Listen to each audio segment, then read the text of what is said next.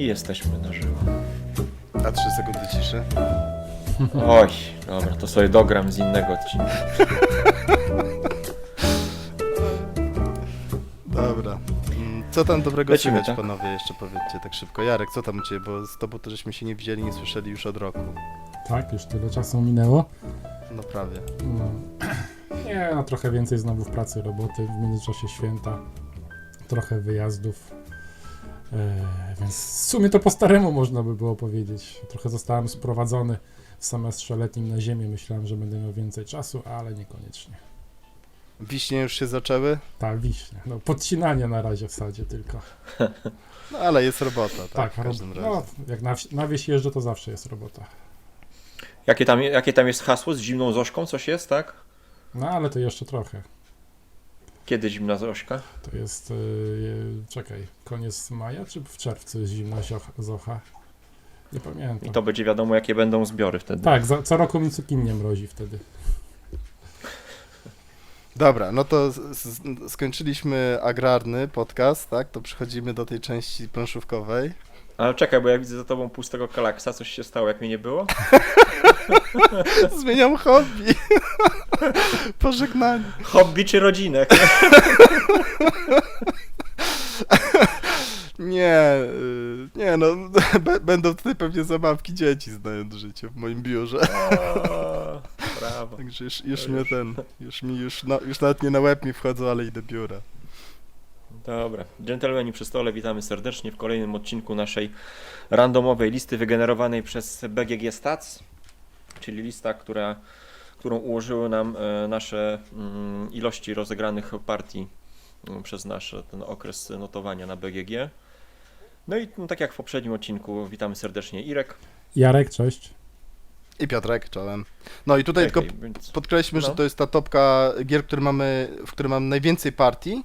Niekoniecznie tych najbardziej ukochanych. To gdzieś tam się pewnie pokrywa, no ale to nie tylko to ma wpływ na to, jak bardzo daną grę. Tak, u mnie będzie uwielbiamy. kilka tytułów, które już nie gram, dlatego wykorzystam to jako powiedzmy taką trampolinę do rozmowy o danym gatunku, czy ogólnie jakimś spostrzeżeniu, żeby też nie skupiać się tylko na tytule tym konkretnym jednym. Linię życia pilnujecie. Tak Ja jest. pilnuję, ale nie pamiętam na jakim miejscu wtedy skończyliśmy. No, 7 Bo 3 była. tytuły żeśmy, tak. Tak? Czyli teraz będzie Dobra. 10, 9, 8, 7 teraz będzie, tak jest, dokładnie. Tak. Dobra, no to ciach, to szczęśliwą 7 rozpocznie. No to ja mogę rozpocząć tytułem, który jest już niedostępny, polskiego autora. O, Tytuł nowość. typowo rodzinny. Tak, nowość. Zbigniewa Tokarskiego Ami. I to jest przykład gry, która Co? Czekaj, jak? według Ami. Ami. Psa. Gra o prowadzeniu Psa. ras hodowlanych. Boże. Gra o prowadzeniu wystaw psów rasowych. Czyli wybieramy sobie na początku pieska i później przygotowujemy go do wystawy i na końcu rzucamy kostką, czy nam się udało wygrać taką wystawę. Kilka rzeczy, które tutaj dla mnie uważam, że fajnie się spełniły jako gra właśnie rodzinna, to przede wszystkim tematyka. Dzieciaki bardzo lubią psiaki, więc to jak najbardziej. 2, no oczywiście proste zasady i tutaj element właśnie losowy, który wydaje mi się najmocniej zaważył tutaj na tym, że gra nam mocno siadła i była przez długi czas ogrywana. Pamiętam, nawet nad morze ją zabraliśmy i gdzieś tam zdjęcie sobie przytykałem, jak w piasku gra ładnie leży i jest grana. 25 partii, więc nie jest to jakaś tam zatrważająca ilość, ale tak jak mówiłem, ja tam z dzieciakami mało grałem, więc to i tak jak na nasz dużo. Bardzo przyjemna, przez wiele czasu ją ogrywaliśmy, ale tutaj mam pytanie właśnie do Was z Waszego doświadczenia. A poczekaj, jeśli a ja chodzi mam o tylko pytanie, No, bo to No. jest gra, to nie jest kooperacja, nie? To jest kompetytywna gra. tak. Nie było z tym Tak. problemu, że tam komuś kostka nie wypadła, ktoś przegrał tę wystawę, czy coś Znaczy takiego? właśnie chciałem Was zapytać o to, co sprawia, że według Was najczęściej gra rodzinna pod dzieci siada, bo u mnie właśnie to był ten element losowy. Z tego względu, że losowość w grach z dzieciakami wydaje mi się jest takim fajnym. No buduje emocje, nie? Na pewno. Wiesz co, emocje to jedno, ale pozwala łatwiej Napięcie. przyjąć gorycz porażki i pozwala wygrać. To są dwie te rzeczy, które u nas się sprawdzały, bo jeśli dziecko ma szansę wygrać właśnie dzięki losowości, no to czuje się po prostu zwycięzcą. Nie to, że rodzic sam się podłożył czy coś, tylko po prostu samo wygrało. A kiedy przegrywa, no to łatwiej jest znieść tą gorycz porażki, niż jak ci stary po prostu zatopi twój kafelek i rzuci cię na pożarcie rekinów i tym podobne. Więc mimo tej rywalizacji właśnie ta losowość pozwalała jednocześnie wygrać i łatwiej znieść porażkę. Więc ciekaw jestem, jak wy byście tak wybrali jakąś taką średnią jedną cechę, która najczęściej sprawia, że widzicie, że no, dzięki temu gra rodzinna się sprawdza w waszym gronie. Czy jest to właśnie krótki czas, czy proste zasady, czy może tematyka, czy Jarek, może losowość właśnie? bo ty jesteś Jak ekspertem. zauważyliście jakąś taką właśnie cechę, która... No ja o graniu z dzieciakami to mógłbym godzinami No. gadać, bo do tego praktycznie w dużej mierze ogranicza się moje granie ostatnio. To zgodzę się z tobą, na pewno ta losowość, bo to wyrównuje szanse.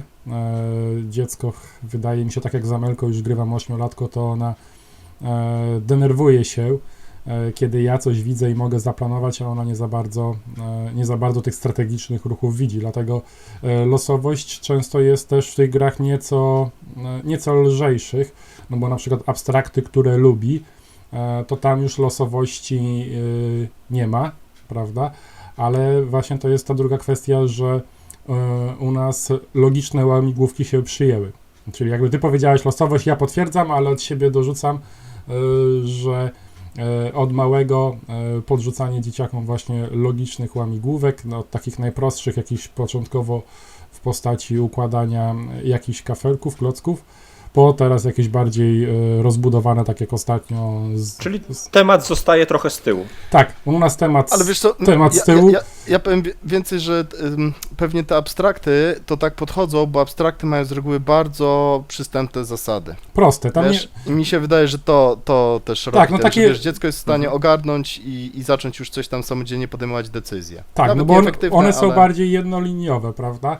Nie masz dużo rozgałęzień tej swojej strategii, tylko idziesz według tych kilku akcji, jakie możesz zrobić, ale jedną linią, gdzieś tam delikatnie zbaczając, żeby jakoś tam, powiedzmy, drogę wybrać, no ale cały czas jest to ograniczone do tego jednego, czy tam 2, 3 sposobów, ale tak jak w doniczki ostatnio graliśmy, to tam masz 3, może 4 sposoby punktowania, to już taki, powiedzmy, bardziej rozbudowany abstrakt. No ale Amelka ogarnęła. No i u nas przede wszystkim oprócz tej losowości i tych logicznych układankach to też jest czas rozgrywki. Dużo lepiej wchodzą gry, które są grami krótszymi, takie do pół godziny, maks 45 minut. Nie każę córce siedzieć 2 godziny przy planszy, bo to rzadko się udaje. I też już łapię się na tym, żeby nawet jak ona prosi, tato zagrajmy jeszcze, ale już jest bardzo późno, na zmęczonego nie ma sensu. Trzeba dziecku zaproponować coś innego, bo ona chce zagrać, prosi mnie, przychodzi, zagrajmy w coś, a widzę po 10 minutach, że już ją tak nosi, Zasypia. że się pokłada. Już po samej postawie, prawda? Jak widzę pokładającą się córkę, więc wiem, że już z tej planszy nic nie będzie. No tak, bo to No ja- popsuje experience. A to jeszcze ja się wetnę. Według mnie to są u mnie to są dwie rzeczy, tak jak zauważyłem, i to ze wszystkimi dzieciakami w różnym bardzo wieku. Pierwsza rzecz to musi być coś, co przykuje ich uwagę, i to bardzo często są grafiki szeroko rozumiane i temat, tak? Czyli na przykład tam, wiesz, mam Olka, który tam uwielbia te DC, Marvele, te wszystkie komiksy, więc jak tylko jest właśnie któryś z tych superbohaterów na okładce, to od razu jest, wiesz, plus 100 do hype'u. Natomiast później, czyli to jest to, co jakby ta zanęta, tak, czym przyciągnę go zainteresuję w ogóle do tego, żeby siadł do gry. Ale później to nie ma bata. Gra musi mieć, wy powiedzieliście, krótki czas rozgrywki, a według mnie musi mieć odpowiedni czas rozgrywki. A co to znaczy odpowiedni czas rozgrywki? Musi mieć wyzwalać odpowiedni poziom emocji. Jak jest emocjonująca gra, to potrafią dzieciaki wysiedzieć i 2 godziny. Jak są małe emocje, no to faktycznie ta gra musi się szybko dosyć skończyć. W sensie, no ona będzie jakieś tam emocje jakieś ciekawe decyzje pokazywać, tak, jakąś radochę sprawiać, tak, że coś się uda mu zebrać, wystawić jakąś postać, zebrać jakieś tam pezeciki, zrealizować jakiś cel, ale jeżeli to nie będzie związane z dużymi emocjami, to ona musi być krótsza. Taki przykład dam Avela, właśnie, gdzie te kostki właśnie, jak rzucamy tymi kostkami, to do samego końca walczymy, mamy ten cel, żeby ten wielki złol nam nie wszedł do tej bazy, żeby nas nie pokonał. I Avel jest dosyć długą grą, wbrew pozorom, zwłaszcza jak się w 4 graliście? osoby gra. Do godziny. No godzinę Ile ponad czasu? na pewno ponad godzinę. Ale od razu wiesz, mija godzina czy półtorej gramy i od razu chcą siadać i na następną partię wujku No zagrajmy, nie? widzisz. A graliśmy w Marvel, Boże kochany, Marvel United, albo ostatnio w Splendor Marvel żeśmy grali i Splendor Marvel na przykład graliśmy na początku mega podjarany, cieszy i w pewnym momencie mówi, wiesz co wujku, ale może już Oszukali kończmy, mnie. nie? Może już kończmy, Nie ma tutaj a ja tak bohaterów. patrzę, a my nie jesteśmy nawet w połowie gry, obczajasz? Bo Splendor jest już po prostu przestarzałym designem, tam ten silniczek za długo się buduje tak naprawdę, nie? To wszystko za długo trwa. Także, no i nie masz takich emocji, no kupisz sobie jedną postać, tam są świetne grafiki, taką sobie tego Venoma jakiegoś tam wystawi, jakąś inną postać z tych Marveli, cieszy się, ale w pewnym momencie już mówi, wiesz co wujku, może już kończmy tą grę. Także no muszą być emocje, czyli długość rozgrywki dostosowana do emocji, jakie wyzwala. Najlepsze, i to w każdej grze, nie? Żeby ta gra się kończyła tak, żeby jeszcze pewien niedosyt, nie? Pozostawiła, że kurczę, szkoda, że jeszcze chwilę się ta gra nie toczyła. Ja osobiście na przykład nie lubię gier, w których mam poczucie, że odrabiam z dzieckiem pracę domową. Że to nie jest rozrywka, tylko takie gry, które uczą czegoś, nie? Strasznie tego nie lubię, takiego przemycania właśnie w chamski sposób do zabawy i takim przykładem dla mnie była Krówka w kuchni, która wprowadza element jednocześnie taki, znaczy nie zręcznościowy, taki przymusza do szybkiego liczenia, trochę zręcznościowy, ale kurczę, miałem wrażenie, że my tam odrabiamy pracę domową po prostu i właśnie tak jak Jarek powiedziałeś, abstrakty są fajne, bo one siłą rzeczy uczą liczenia, myślenia abstrakcyjnego, logicznego w nienachalny sposób. Mhm. Tak, a tutaj to było no szybciej rozwiąż jakieś zadanie, bo ktoś jeszcze przed tobą wygra i ten typ rywalizacji jakoś nie bardzo mi się podobał, taki kiedy jest jeszcze dodatkowo presja czasowa.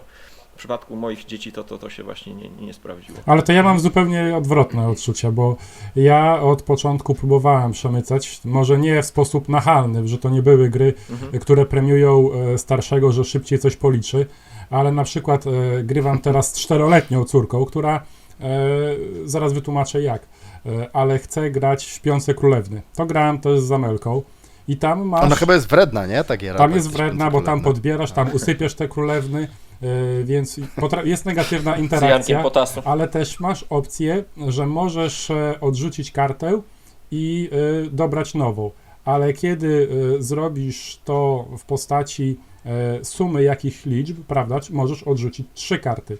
Więc tutaj w bardzo dyskretny sposób przerzucona jest matematyka, taka prosta, do 10, prawda?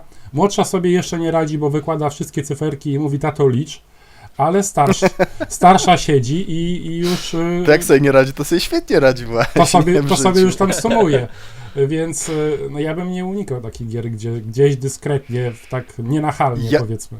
Ja jestem tutaj team Jarek zdecydowanie. Ja bardzo lubię gry z liczeniem, nawet właśnie z taką matematyką, tylko znowu to muszą być dobre gry, bo jest mnóstwo też słabych gier, czyli znowu emocje muszą wyzwalać. Ja uwielbiam na przykład od naszej księgarni Mrówki, taką grę, gdzie tam trzeba na szybkość właśnie i liczenie i my w to bardzo często gramy na imprezach alkoholowych zwłaszcza, nie? Co prawda tam też jest bardzo... To chyba grałeś, a nie grywasz już. No tak, to też prawda, ale tam też jest taka bardzo silna korelacja, że im więcej ktoś wypił, tym ma gorszy wynik, bo jednak widać tą szybkość reakcji, bo tam szybkość też się liczy bardzo, ale mówię, ja bardzo, bardzo lubię, także, ale znowu muszą się, inaczej, gracze ogólnie przy stole, już nieważne dzieciaki, czy to będą, czy dorośli, muszą się wkręcić w tą grę, bo będą ludzie, którzy się w to kompletnie nie wkręcą, będą, którzy się w to wkręcą i to jest spoko, nie? Właśnie, że jakby jest tak duży wybór tych gier, że każdy coś fajnego dla siebie znajdzie, natomiast jak jest, ja mam sporo tych gier matematycznych, część jest faktycznie słaba, niestety, ale niektóre jakby wchodzą i to mnie podwójnie cieszy, tak? Bo przy okazji coś tam jeszcze się rozwijamy. To nie tylko dzieciaki, nie, no ale i dorośli, no to wszyscy, jak nie używamy w pewnych dziedzinach naszego mózgu, no to pewne rzeczy zapominamy i jesteśmy coraz słabsi w tym. Wyjdzie nam odcinek znowu o dzieciach bardziej, o graniu dla dzieci, z dziećmi niż topka. No, życie, tak, no. Stare Tak, BGG. Tak. To dobra, to Jarek teraz ty miejsce 7. Miejsce 7, czekaj, spojrzę na listę. Dobra. Na tamten czas, jak nagrywaliśmy, czyli gdzieś już miesiąc temu, na miejscu 7 u mnie była jedyna gra, nie jedyna, dobra, przepraszam, ale druga najwyżej gra, w której wszystkie partie zagrałem na żywo, ale to są partie bardzo, bardzo szybkie. Jest to imprezówka, którą poznałem jeszcze w Biblio, jak chodziliśmy tam na planszówki. I potem od razu się pojawiła w kolekcji, teraz już rzadko trafia, ale ciągle gramy i są to tajniacy. 135 Podstawowi? razy. Tak, podstawowi. Mhm. I grałem O, tylko, nieźle. jeszcze O, grałem panie. w duet kiedyś jeszcze zagrałem z Moniką, Mhm. kilkanaście, może nie pamiętam czy kilka, czy kilkanaście partii, ale sprzedaliśmy. Lepiej się bawimy jednak jak jest większa liczba osób niż o tak w gronie dwóch osób. 135 partii bardzo rozmaitych, takich, nie wiem, para na parę, ale też tak jak ty mówiłeś, gdzie była lekko zakrapiana impreza i było 5 osób w jednej drużynie, 5 w drugiej, także już ludzie stali nad sobą i krzyczeli i układali. Dla mnie jednak, ja nie jestem bardzo, obecnie, bo kiedyś może trochę bardziej, ale obecnie nie jestem graczem imprezowym. Bardzo rzadko grywam, staram się wyciągnąć zawsze jakiś lekki abstrakt, czy jakąś inną lekkie euro, kiedy spotykam się w Ograniczasz takim gronie. spożycie. Wynika z braku spotkań w tak dużej liczbie osób. Ja jak się spotykam, to najczęściej są 4, max 5, 6 osób, więc mam inne planszówki, które mogę wyciągnąć, ale staram się nadrobić ostatnio kolekcję, żeby tych kilka tytułów wciągnąć, ale większość zostawiam na wsi, bo tam w takim gronie się spotykam. Mhm. No i tajniacy są właśnie na wsi, tam raz na jakiś czas siadamy rodziną i w tą grę gramy, i mimo że ona jest 7 lat w kolekcji, nadal uważam, że w swojej prostocie jest to gra bardzo dobra, łatwa i nadal nas bawi. A ja mam pytanie takie, słuchaj, a jakbyś miał powiedzieć, jak gracie partię i na przykład jest tam ten szef wymyśla jakieś hasło i zgadujecie, to tak średnio jakbyś powiedział, albo najczęściej, może tak, taki rozkład Gaussa, najczęściej ile powiedzmy haseł dajecie do zgadnięcia, nie wiem, 2, 3, 5, 7? Mogę ci powiedzieć, najczęściej to jest pewnie jakieś 2-3, ale rekord, i to jest taka partia, którą pamiętam do dzisiaj, ona była u mnie w domu, właśnie ze znajomymi, już kilka lat temu, ale pamiętam ją, że to była partia dziewczyny na płeć piękną, czyli nas. Czyli na chłopaków. Tak jest. Bardzo dobrze. Bardzo dobrze. Właśnie. I to była taka partia, gdzie dziewczyny sromotnie nas gnębiły, wygrywały partia za partią. Ale my jesteśmy piękni. Tak, my jesteśmy piękni, mamy inne jeszcze tam dodatkowe zalety i tutaj ta zaleta jedna wyszła, także mieliśmy znowu kilka punktów z tyłu. Spakowaliśmy grę i poszliśmy grać sami. Poszliśmy na piwo. I co nam zrobicie? No, i kolega mówi, Jarek, gramy w bank, bo wiemy, że nie mamy żadnych szans, jedziemy za 5. I to nie był początek, bo czasami na początku gry za 5, jak ci się dobrze kafelki ułożą, Tak, to jesteś w stanie. Tak. Ale to była końcówka, to były ostatnie karty, prawda? I było za 5. I ja te 5 zgadłem. I do tej pory pamiętam właśnie, że rzutem na taśmę. Miny No tak. koleżanek. No, kurczę. I To są fajne fajne I momenty. to był nasz rekord, 5 na raz. Wiesz co, ja się pytam, bo ta gra jest ogólnie genialna. Ona ma naprawdę genialne pomysły. Natomiast u mnie jest taki problem, bo tam to jest genialne to, że jakby można jeszcze wpaść na tych złych agentów, prawda? Już mniejsza o to, że możesz pomóc przeciwnikowi, ale możesz jeszcze ten sudden death, prawda? Na tych takich czarnych Czarnuszka, złoli tak. wpaść, na tych zabójców. I to jest genialne. Genialne jest to, że właśnie często jest tak, że są podobne hasła, ale właśnie jedne karty ci pasują, a drugie ci nie pasują. I to jest genialne wszystko. Problem jest taki, że u mnie ile razy nie graliśmy, to zawsze chcieliśmy właśnie maksować, czyli ponad te... Bo 2 hasła, jeszcze do 2 jakby postaci dać jakieś hasło jest w miarę szybko, sprawnie. Natomiast 3, 4 i więcej, żeby to pasowało i żeby wykluczało jednocześnie te złe karty, w cudzysłowiu, to powodowało po prostu masakryczny downtime i kompletnie dewastowało rozgrywkę. Mhm. To Zdarza jest się, u jedna nas rzecz. też, bo Czyli było tak, że tylko jedna osoba przy stole się, że tak powiem, jest w pełni zaangażowana. Zaangażowana. Czyli to jest ten szef, który wymyśla to hasło i on tam po prostu jak komputer musi, aż ta para z uszu po prostu mu bucha. Jest ta grupa, która tam powiedzmy jest zainteresowana tą podpowiedzią, ale właściwie to oni tak czekają, nic nie robią. Jeszcze jest ta druga grupa, która już właściwie zupełnie ma wywalone jajca na to, co się dzieje. Tam niby coś patrzą, bo trochę wykluczy się hasła, inny gracz i tak dalej, ale problemem jest ten downtime, nie? Właśnie to opóźnienie.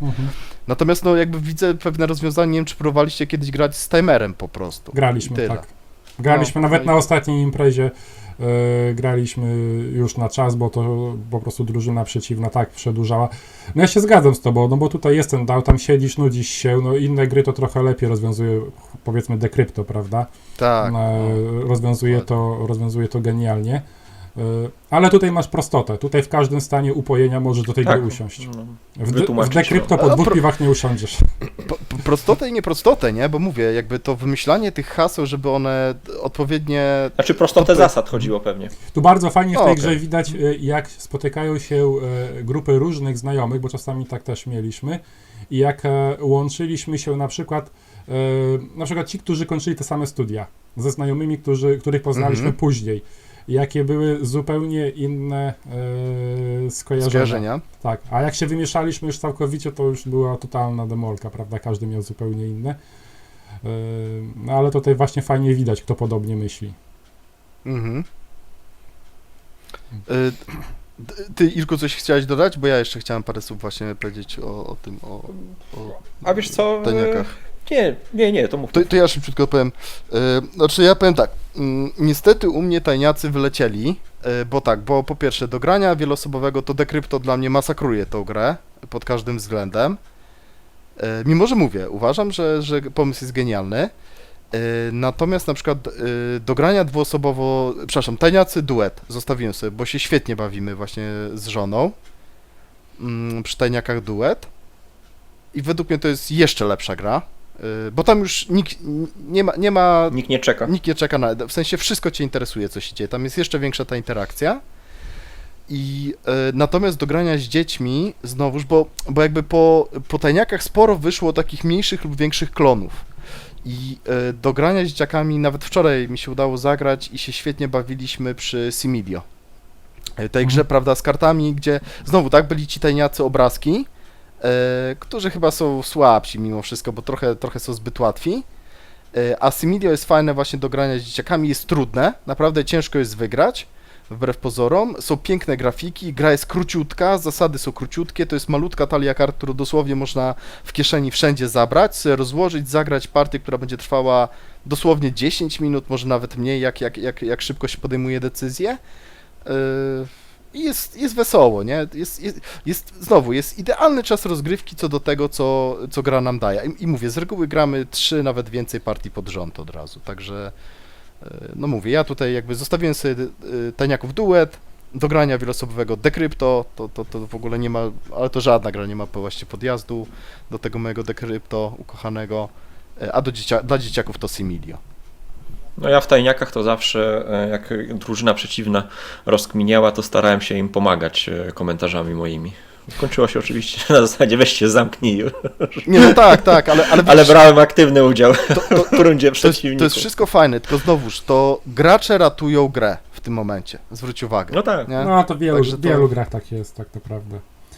Ja jestem zafascynowany teraz, tak jak tutaj na fali przyjechałem, pewnie może z Pitonem nagramy odcinek z Oinkami po prostu. To jest dla mnie odkrycie jednych z lepszych imprezowych gier, jakie w życiu grałem. Ten koleś wymyśla w tak prosty sposób, jeśli chodzi o zasady, tak mózgożerne gry, ale i tak zabawne, że to po prostu jest dla mnie odkrycie po prostu tego roku w tej kategorii gier. Także na chwilę obecną będę chciał sprawdzić jak najwięcej tych ońków. To niech ktoś to zacznie wydawać w końcu w Polsce, bo to... No dziwne, kurde, to jest tak ciężko dostępne, one mają swoją cenę, małe pudełeczko kart kosztuje 70 parę złotych, tak jak w przypadku Scouta, no ale Deep Sea Adventure po prostu tak się przy tym bawiliśmy, że jestem w stanie zapłacić, naprawdę kupiłem, jest na Allegro wersja chamsko chińska, nie? Bo tam po 40 parę złotych i jest ten, no mam nadzieję, że oryginał po 80 parę złotych, to kupuję Japoński. celowo oryginał, bo wydać to jest japoński. Kupuję oryginał, płacę tą dwukrotną prawie ceny, no z szacunku dla autora, dla wydawcy, No głosujesz żeby pieniędzmi go na wspierać. niego, nie? Tak, tak. no i jestem w stanie, mam nadzieję, że w Polsce ktoś się temu przyjrzy, bo gry są mega, mają tak nowoczesną, fajną mechanikę, mimo że te gry tam niektóre są naprawdę już stare. No ale dobra. Miejsce 7, Piotrek. 7. No, jesteśmy tutaj mniej lub bardziej, prawda, dziecinnie, familijnie. To ja też tutaj taką familijną grę, która się nazywa Pax Renaissance, zaproponuję. 45 partii udało mi się zagrać. Zdecydowana większość partii dwuosobowo, ale wbrew pozorom 3-osobowo i nawet 4-osobowo też mi się pewnie około kilkunastu partii udało uzbierać. No i co, o Pax Renaissance już trochę mówiliśmy, jeszcze będziemy więcej też mówić, ale to jest polityka, ekonomia, wojna, religia, czyli też tak naprawdę polityka w nieco innym wydaniu, taka pod płaszczykiem przykryta, sojusze, zdrady, nieoczekiwane przewroty pałacowe, oczekiwane krucjaty, dżihady i okupowanie państw ościennych, ale też próba budowy państwa prawa, czy emancypacji hołopów feudalnych, wielkich odkryć geograficznych, upodmiotowienia obywateli republik versus tam poddani monarchy. Wszystko w tej grze jest, to wszystko. To wszystko jest grą planszową, tak naprawdę, bo gramy w grę planszową, która jest niesamowitym mózgożerem. Co ważne, to wszystko mieści się w 1-2 godzinach rozgrywki, a przy sprawnych graczach, przy mniejszym powiedzmy gronie to nawet wręcz 45-90 minut, więc czas rozgrywki, jakby natężenie ilości decyzji, ilości emocji, ciężaru tak też tych decyzji, jakie musimy podejmować w trakcie partii, to jest w ogóle top topów. Nie wiem, czy pamiętacie, my ostatnio zagraliśmy 3 partie pod rząd, zagraliśmy w 3 osoby w 4,5 godziny, coś takiego. Także naprawdę bardzo dobry czas żeśmy mieli do zagrania. Ma mnóstwo ta gra oczywiście wad, przede wszystkim potworny próg wejścia. Tutaj na pewno jako taką polecajkę, do tego będziemy jeszcze też wracać, najpierw obejrzeć sobie jakiś gameplay, na przykład nasz, można obejrzeć u nas na stronie, czyli jakby rozgrywkę, jak mniej więcej to wygląda i dopiero siąść do instrukcji, a później najlepiej 2 przynajmniej partie pod rząd zagrać jednego wieczoru. Bo gra naprawdę ma strasznie wysoki próg wejścia, ale jest to do ogarnięcia, będzie polskie wydanie. I powiem wam jeszcze jedną rzecz. Ja kiedyś bardzo chciałem zagrać w grę o tron planszową, w te potwory takie wieloosobowe od GMT jak Here I Stand, Virgin Queen. Chciałem zagrać w Twilight Imperium, w to, żeby spojrzeć na takie bardziej aktualne tytuły, ta Europa Universalis, jakieś takie są cywilizacje 9-osobowe. I powiem wam jedną rzecz, że po czasie ja już w ogóle nie jestem zainteresowany tymi tytułami, nawet wręcz będę unikał grania w nie, bo nie wierzę, że którakolwiek z tych gier będzie mi w stanie dostarczyć nawet połowę tego, co mi zapewnia Pax Renaissance, bo tam naprawdę jest praktycznie wszystko. Nie masz, wszystkie te gry trwają to są potwory, tam jest napisane często 6-8 godzin. Dokładnie to samo powiedział Edward z Heavy Cardboard po rozegraniu właśnie w Pax Renaissance. Odniósł się do Here I Stand, mówi. Kurczę, z jednej strony patrz, mam Here I Stand, wielogodzinny tytuł, który potrzebuje pełnego składu, a z drugiej strony mam Pax Renaissance, który w 2 osoby potrafię zagrać w 20 minut, tak. A daje mi taki sam ładunek decyzji, poczucia kierowania tym państwem i tak dalej. No, więc to... I powiem więcej, według mnie tu nie ma stojącej wody, że tak powiem, na tym stadionie. Tu wszystko jest mega skondensowane. Tam po prostu każda akcja to potrafi tą planszę o 180 stopni przekręcić, a właśnie w tych potworach często jest tak, że no jakaś tam praca, coś tam jeszcze buduje i za 30 minut pach, w końcu jest to pierdyknięcie. A w Pax Renaissance to co akcja to jest to pierdyknięcie praktycznie. Tam pojedyncze akcje są takie, że no dobra, jeszcze nie teraz, ale już w następnej akcji będzie to pierdyknięcie, które właśnie tą planszę o 180 stopni przekręci. Więc tu jest tak to wszystko fajnie skondensowane i tak jak mówię, ja już tych gier będę raczej unikać, nie czuję w ogóle potrzeby, żeby w nie zagrać, bo nie wierzę, no ta gra, i powiem wam jeszcze jedną rzecz, ta gra to jest dzieło sztuki. Są pewne gry planszowe, które naprawdę są dziełami po prostu sztuki. Nie mówię, że tylko Paxy, tak, broń Boże, ale to jest jedna z tych gier, która zdecydowanie jest dziełem sztuki. Ja nie wierzę w to, że Eklund jeszcze kiedyś zrobi grę, przynajmniej nawet mniej więcej na równi dobrą. Dobra, nie grałem w te High Frontiery i tak dalej, także w sumie to też tak się wypowiadam, ale to nie o to chodzi. I to jest też gra, która, powiem wam, popsuła mi euro, tak z perspektywy czasu, granie w euro. W sensie właśnie przez to, ile tu jest ciężkich decyzji, ile ta gra u mnie tak wyzwala emocji, jak jest ciekawa, jak jest fajna, jak jest zmienna, jaką interakcję i wprost i nie wprost, jakie narzędzia daje w ogóle graczom przy stole, to ona sprawiła, że ja tak po czasie, no dobra, ale dlaczego mam zagrać w to euro, które bardzo lubię, jak mogę w Pax Renaissance? A teraz już w ogóle jakby, no nie chce mi się, po prostu mi się nie chce, tak? Wolę sobie właśnie tą 10. partię odpalić Pax Renaissance niż jakieś euro. Mówię, tylko ja. I jeszcze jedna ciekawa rzecz, bo wtedy jak graliśmy te 5 czy tam 4,5 godziny, te 3 partie w Pax Renaissance, no to ja już widziałem, ja też już byłem zmęczony, tak? Jakby fizycznie. Widziałem już po was, że też byliście trochę zmęczeni, ale powiem szczerze, że ja bym wtedy odpalił jeszcze i 4. partię, i 5., i 6. partię, i gry bym nie zmienił, co najwyżej bym graczy przy stole wymienił, tak jakby tutaj, nie, broń Boże was nie obrażając, tylko że po prostu na świeżaczków, tak, którzy po prostu, że tak powiem, znowu dozę energii wejdą w rozgrywkę i mi też gdzieś tam tą adrenalinę jeszcze podbiją, więc no to jest moja jedna z absolutnie topowych gier. Tylko na 7. miejscu, tak, bo tylko niestety 45 partii mi się udało do dzisiaj zagrać, ale no fantastyczny tytuł. Pierwsza edycja, bez dodatku, z dodatkiem, druga edycja, wszystko jest piękne, wszystko jest wspaniałe, także, no i mówię, niedługo jeszcze wydanie PL będzie. Dobrze, to co, miejsce 6? Mhm. U mnie na miejscu 6 jeden z bardziej zakurzonych sploterów, tytuł, którego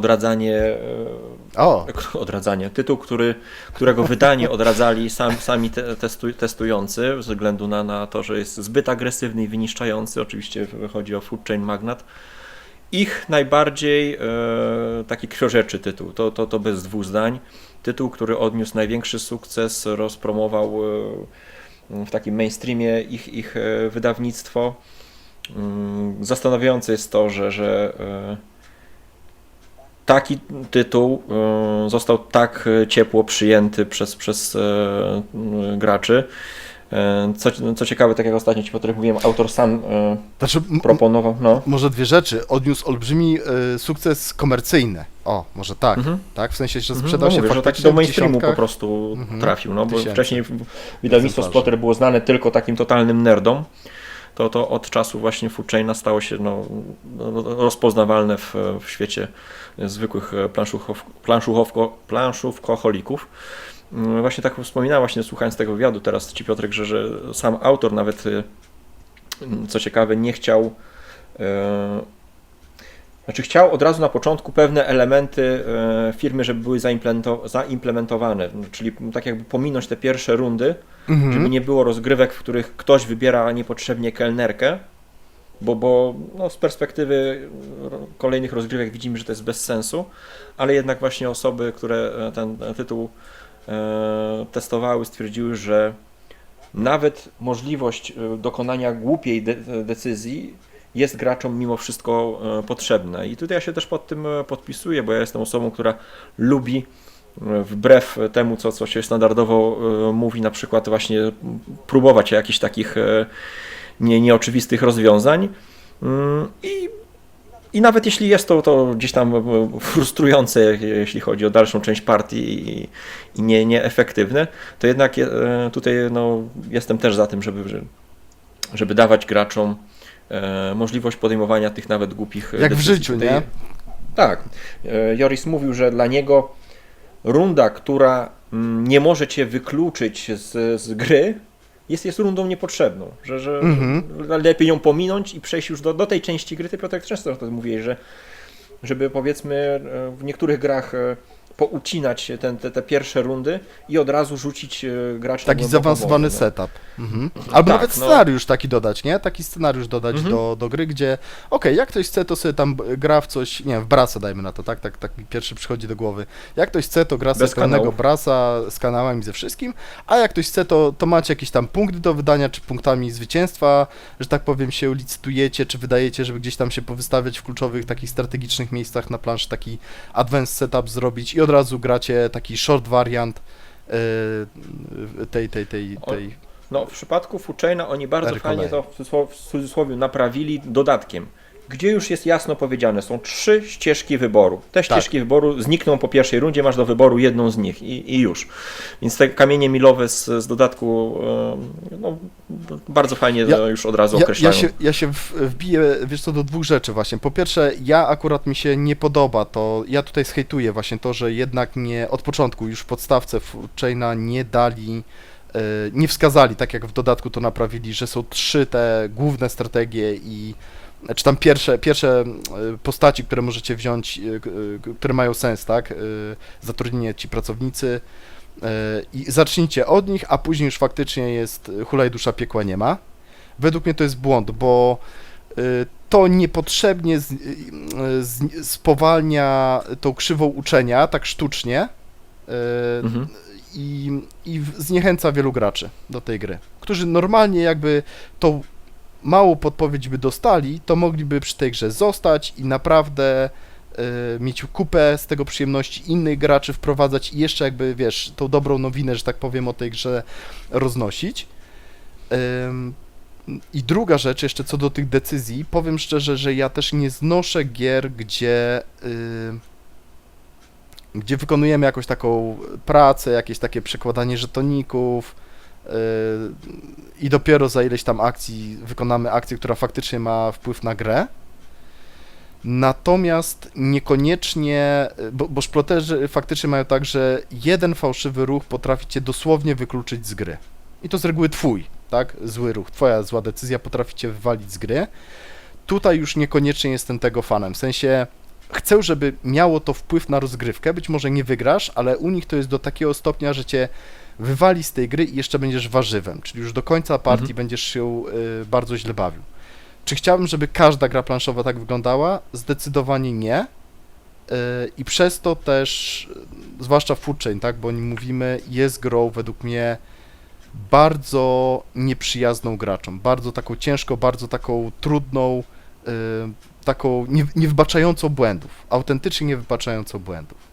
Przy czym znowu, jeżeli gramy dwuosobowo, to ona jest krótka i to jest ok, natomiast przy 3-4 graczy ona bardzo mocno się i czasowo wydłuża. No tak, 2 graczy się fajnie bawi, reszta siedzi. A jeżeli właśnie ktoś wypadnie z rozgrywki, to będzie miał 3-3,5 godziny, czasami 4 godziny dosłownie, no bardzo złych emocji, takiego bez sensu, takiego kurczę, jakbym tutaj jedną taką decyzję troszeczkę inaczej zrobił, to bym był dalej w grze, dalej bym się świetnie bawił, a gra mi mówi teraz, nie, ty idź do kąta i patrz, i płacz, i cierp Jak się inni bawią. przez 3 Bo godziny. byłeś jak inni niegrzeczny, się ale ja bawią. byłem grzeczny. No. Także o to mi się, no niestety nie podoba w Foodchainie, no ale jest jaki jest, tak? I tak grę uwielbiam. Znaczy w Foodchainie podoba mi się to, tak zestawiając go z innymi ich tytułami, że ma bardzo jasne określone ramy, tak jak to euro powinno mieć, przy jednocześnie dużej sandboxowości, otwartości, czyli mamy powiedzmy ramy, ale one są dosyć szeroko rozłożone w tej piaskownicy. Zestawiając na przykład z Indonezją, która jest olbrzymim sandboxem od początku. Tam zasady są gdzieś w tle, masz wrażenie, a wszystko to jest jedna wielka piaskownica, nie, że nie widać granicy. Okej. Tak, tutaj masz ten cel, prawda? Chcesz sprzedawać żarcie i zarabiać pieniądze, nie? I to jest tak stosunkowo proste faktycznie, tak? Wystaw reklamy, żeby później sprzedać żarcie, żeby zarobić pieniądze i właściwie rinse and repeat, prawda? No ale to tak brzmi prosto. Tak, ale przyjemnie. pozostawia dużą swobodę, jeśli chodzi o kreatywność. Tak, jak a to temat samo. nie jest tak nieciekawy, znaczy dla mnie jest ciekawy, ale nie jak dla większości osób, jeśli chodzi o grę Zimbabwe. Grę Zimbabwe, które bardziej lubię, no ma ten temat, który większości osobom nie siada, nie? Jest może mniej intuicyjni ci bogowie, te szlaki handlowe i tak dalej. Tam już jest to bardziej zagmatwane. W uczeniu jest to bardziej intuicyjnie przedstawione. A też Więc, jeszcze no. jedną rzecz taką jeszcze tylko dodam, bo teraz mi się przypomniało. Mówiłeś o tych playtesterach, którzy właśnie odradzali pewne rzeczy, prawda? Przy Foodchainie. Mówili, panie, to nikt tego nie kupi, nikt w to nie zagra, prawda? To jest zbyt wredna, zbyt niewybaczająca błędów gra. A to są ludzie z bliskiego grona autorów, to nie są gdzieś tam, wiesz, z internetów, tylko oni testują w małym Tak. gronie, więc to są ludzie, którzy znają bardzo dobrze ich gry, ich styl i mimo wszystko to oni mówili, to się Tak. nie... Właśnie nie, o to chciałem podkreślić, że oni w to nie zagrali jednej, czy dwóch, czy trzech partii, tylko oni w to zagrali pewnie dziesiątki, jak nie setki partii. Pewnie setki prawdopodobnie, bo oni te gry jednak latami playtestują, więc no to też dużo mówi o tym, o tej grze, tak? Że faktycznie większość ludzi wcześniej czy później od tego Foodchaina się boleśnie odbija. Zazwyczaj wcześniej. Jarek, coś dorzucasz jeszcze odnośnie Foodchaina? Nie, no tutaj z tym, co mówicie, tak się przysłuchuję, z większością się zgadzam, że gra jest bardzo krwiożercza. Pamiętam różne nasze partie, gdzie naprawdę jeden głupi ruch potrafił kasować całą rozgrywkę, ale z drugiej strony, kiedy zestawię ze wszystkimi innymi sploterami, w które grałem, to nadal w tej krwiożerczości on wydaje mi się najbardziej przystępny. Ze względu na klimat, bo tak jak ty mówiłeś, Irek, o Zimbabwe, dla mnie to jest bardziej abstrakcyjna gra, gdzie większości rzeczy nie widzę i klimat tam jest wyssany z palca i ja go tam nie czuję w ogóle. W Foodchainie ten klimat jako tako jest i widzę sens niektórych moich zachowań, bo faktycznie mogę poczuć się jak menadżer tej knajpy. No ale z drugiej strony jest też to, co ty mówiłeś, że ten cel, czyli no, wygranie, prawda, sprzedaż tych naszych produktów, wydaje mi się, że to jest, tak jak wcześniej powiedziałem, bardziej prostolinijne. To tutaj jakby trochę złe porównanie do tej wcześniejszej gry, no bo to jest dużo bardziej rozbudowana, ale tak jak mówiliście o tych ramach, to wydaje mi się, że ramy moich możliwości i zagrań w Foodchainie, mimo tak wielu pracowników, jakich możemy zatrudnić, są mniejsze niż w pozostałych grach, na przykład w Antiquity czy w Roads and Boats. No bo tutaj widzę sens posiadania niektórych pracowników bardziej kosztem drugich. No i dla mnie jedynym sploterem, który mógłby zdetronizować Foodchaina, jest tylko ten Horseless Carriage, który dla mnie jest tak samo jak, chociaż bardziej, nie. Bo dla mnie, tak jak czasami mówicie, nie wiem, czy może ja źle zrozumiałem, że wyciągacie splotery z szarego worka gier euro, stawiacie je lekko ponad. Dla mnie Horseless Carriage to jest typowe euro. Tak, jak najbardziej. Nic ponadto. Jest jeszcze prostszy, mimo że tam... Foodchain też jest euro, tylko że jest to przykład euro, gdzie możesz odpaść z rozgrywki w trakcie gry, co jest rzadko spotykane w grach euro. Tak, no i pamiętam, jak Piotrek straszył przed tym Horseless Carriage, dla mnie on jest prostszy, jeszcze bardziej zawężona jest ta piaskownica, bo tam mam jaśniejszy cel, mimo że maszyny i jakieś tam konkretne rzeczy widzę, że tego mam cały duży worek, ale one mi się... A to pokazuje też może twoje doświadczenie w abstraktach właśnie się przekłada na to, że tobie Horseless Carriage tak gładko wszedł. Ja bardzo lubię układanki kafelkowe, prawda, te budowanie tych połączeń, zbieranie jakichś surowców i potem je wydawanie. No, ja się bawię przy tym jak przy takim zwykłym, prostym euro, tylko może w nieco bardziej rozbudowanym, dlatego tak mi się podobała ta pierwsza partia. Ja pamiętam, że w pierwszych partii Foodchaina się odbijałem, ale z czasem, po partiach 2 czy 4 osobowych, zacząłem się coraz lepiej bawić i tak jak kiedyś mówiłem, że w Foodchaina to już nie bardzo, to w Foodchaina zaraz po Horseless Carriage zagrałbym najchętniej. Foodchain potrafi być bardzo irytujący ten moment wyścigu o kamienie milowe, nie? Szczególnie jak poznajesz grę, widzisz, że coś ci ucieka, chcesz wszystko złapać, ktoś coś złapie, wydaje ci się, że to, co inni złapali, jest lepsze niż to, co tobie się udało złapać, albo później, jak już to w pewien sposób się albo że wszyscy tak stabilizuje. te same milestone, Tak. nie? Że gra jest bez sensu, bo wszyscy i tak zawsze Bo robię to te samo, same co inni. milestone, Tak, co inni. ale później się różnicuje sprzedażą, albo ktoś pójdzie w ogródki dodatkowe, więc tam Są później takie delikatne Ja różnice. uwielbiam właśnie tę grę z dodatkiem. To, co oni tam dodali, to są tak zajebiste cukierki. Mamy gościa, który ci przerabia drogi. Mamy kamienicę, która nagle wchłonie nieskończoną ilość produktów. Mamy kimchi, które śmierdzi w lodówce. Jak mi się to świetnie grało właśnie z Piotrkiem dwuosobowo, kiedy sobie odpalaliśmy każdy moduł i sprawdzaliśmy, jak to działa. Mnóstwo modułów jeszcze żeśmy nie odkryli. Są jeszcze gwiazdy tam filmów A, B, C i porno, których nie sprawdziliśmy, jak działają w praktyce, ale to, co zobaczyłem z tymi modułami, to jest po prostu nowy zestaw zabawek w piaskownicy.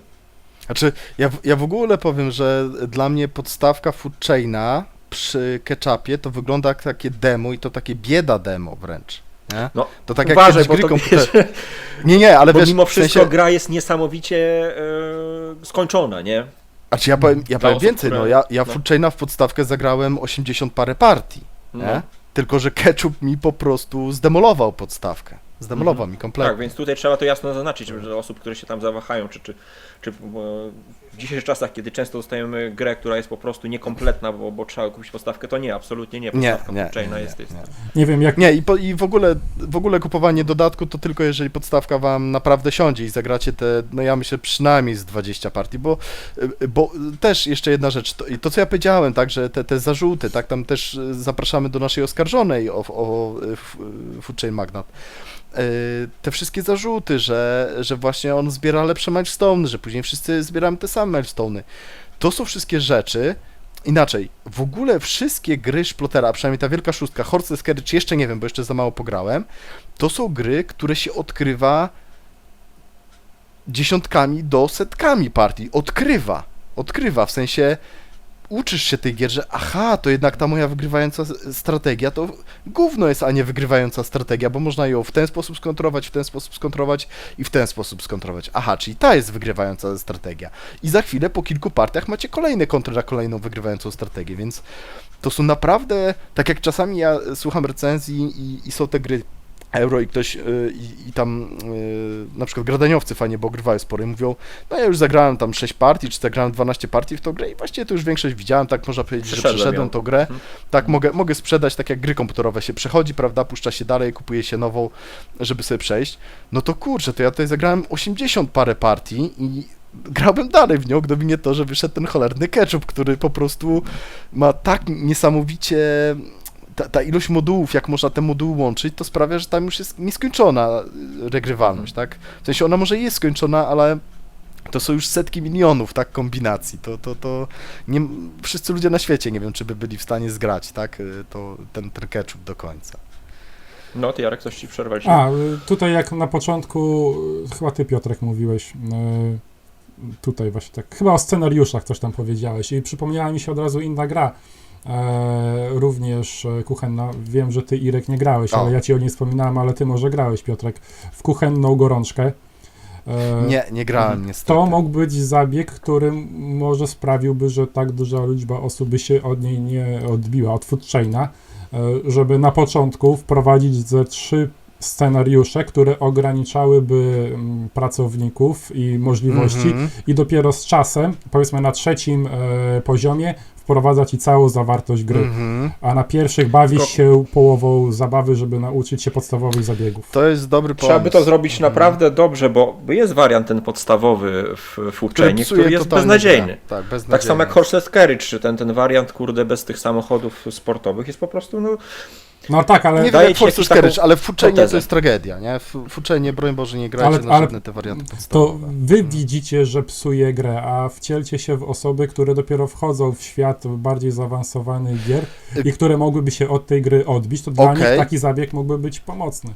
Ale dlatego właśnie mi się dużo bardziej twój pomysł podoba. Czyli ograniczmy tych pracowników, którzy, że tak powiem, pewne dobre praktyki pomogą łatwiej wyrobić u początkujących graczy i później dorzućmy pozostałych pracowników i mówcie, dobra, macie tutaj już wszystkie zabawki, rób ta co chce ta, eksperymentuj ta sobie. Także twój pomysł, Tak. Jarku, mi się dużo bardziej podoba. Bo te milestone'y, to łamanie właśnie takimi boskimi w cudzysłowie mocami, tak, łamanie zasad gry, to jest crème de la crème, to jest sól tej ziemi, tak, sól tego Food Chaina. de facto. To jest to, co wyróżnia właśnie Foodchaina spośród, nie wiem, Agricoli, gdzie jest zbierz marchewkę, zbierz drugą marchewkę, wymień to na jakiś tam domek, zdobądź punkty zwycięstwa za to, nie? A tutaj nie, tutaj jest właśnie zbierz marchewkę, wymień to na 150 buraków, tak? I za to dostań właśnie 1500 punktów, na przykład i zbankrutuj jeszcze pozostałych graczy, w cudzysłowie, znaczy zakończ grę, tak? Takim snowballem, że tak powiem, który się nakręca w grze. Także no mówię, na pewno nie podstawowy ten. A jeszcze a propos Horses Carriage, który jest kompletnie inną grą niż Foodchain, no to musimy w końcu wrócić do ogrywania tego, bo tak żeśmy stanęli w miejscu, panowie. No, ale to tak na boczku. Może będzie okazja. Dobra, Teraz ja. 6. miejsce. Ostatnia gra, tak jak patrzę na listę, ostatnia gra, w którą grywam z dzieciakami, więc wyżej już będą tylko nieco poważniejsze gry, ale podkreślam nieco. A na 6. miejscu jest King Domino, 136 partii, z czego ponad połowa to są partie na żywo, bo trochę pograłem na Board Game Arena, ale większość partii na żywo to jest z Amelką. Gra, która... Współczesne domino. Tak, współczesne domino, bardziej rozbudowane, nadal bardzo proste, na prostych zasadach, gdzie po prostu rozbudowujemy konkretne tereny. Ich tam nie mamy dużo, bodajże 5 czy 6 i do tego cały czas zwracamy uwagę, żeby do każdego rodzaju terenu przypisana była gwiazdka i tak naprawdę tyle.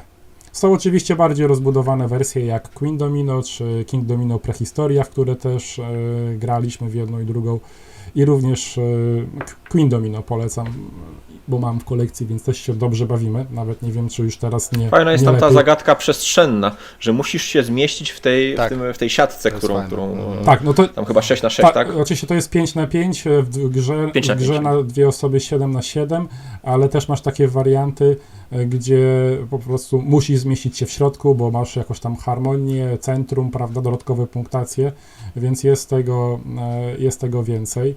Naprawdę, jeśli chodzi o grę dla dzieciaka, tak jak podkreślam, to jest to jedna z lepszych przejść z takich tych zwykłych domino do świata gier planszowych, bo ten przeskok tutaj wcale nie jest duży, bo zasady są naprawdę bardzo proste. Queen Domino już jest nieco bardziej zaawansowane, bo tam się pojawia waluta, tam się pojawia czerwony teren, na który wsadzamy pojedyncze kafelki, które w jakiś sposób punktują nam na koniec. Więc tutaj Ty chyba nie polecasz tej wersji jeszcze bardziej uproszczonej. nie było- Dragomino. No, że to było już zbyt proste nawet jak dla dziecka. Znaczy tak? dla Amelki tak, ale jak grywam z 4-latko, to ona bawi się dobrze. Więc tutaj, wiesz, dla niej jest zachwytem to, że ona może smoczą mamę przejąć, kiedy jej skorupka wychodzi, a nie smok. To są zupełnie Tak. inne odczucia z gry. Dzieciaki lubią Venoma, zdobyć smoczą mamę, tego Tak, typu to rzeczy. jest, to jest nie? zupełnie co innego. Z Amelką niekoniecznie, z 4-latko Dragomino tak, potem na starcie King A Domino. Amelka właśnie jeszcze, tak zapytam, od jakiego mniej więcej wieku zaczęłaś grać właśnie w King Domino, pamiętasz? Że No. już tak coś grała? Myślę, że Amelka. koło 5 lat mogła mieć. Okej. I... Dobra, przepraszam, bo ci Nie, przerwałem. no tak naprawdę jakby skalowałem, że Dragomino na początek, później King Domino, no i później na jednym poziomie pojawiają się kolejne wariacje Queen Domino i ta prehistoria, które też są bardzo, bardzo przyjemne. A powiedz mi jeszcze jedną rzecz, bo w King Domino, z tego co pamiętam, to ten mnożnik się liczy, prawda? Czyli jakby wielkość tych terenów razy chyba gwiazdki, jakoś tak to mniej więcej się punktuje. Tak. No i właśnie, i tak teoretycznie wypadałoby umieć mnożyć, prawda? Znać tabliczkę mnożenia, tam przynajmniej, nie wiem, do 25 czy coś takiego. No ale właśnie jak to rozwiązywałeś, w sensie, Oczywiście tutaj że 5-latka? Intuicyjnie chyba dziecko to jest rozumie. to, jest to co, właśnie to, co Irek powiedział, to chciałem powiedzieć, że to jest ta zaleta bycia dzieckiem, prawda? Dziecko to, co my czasami popełniamy błędy i za bardzo się spinamy przy planszówkach.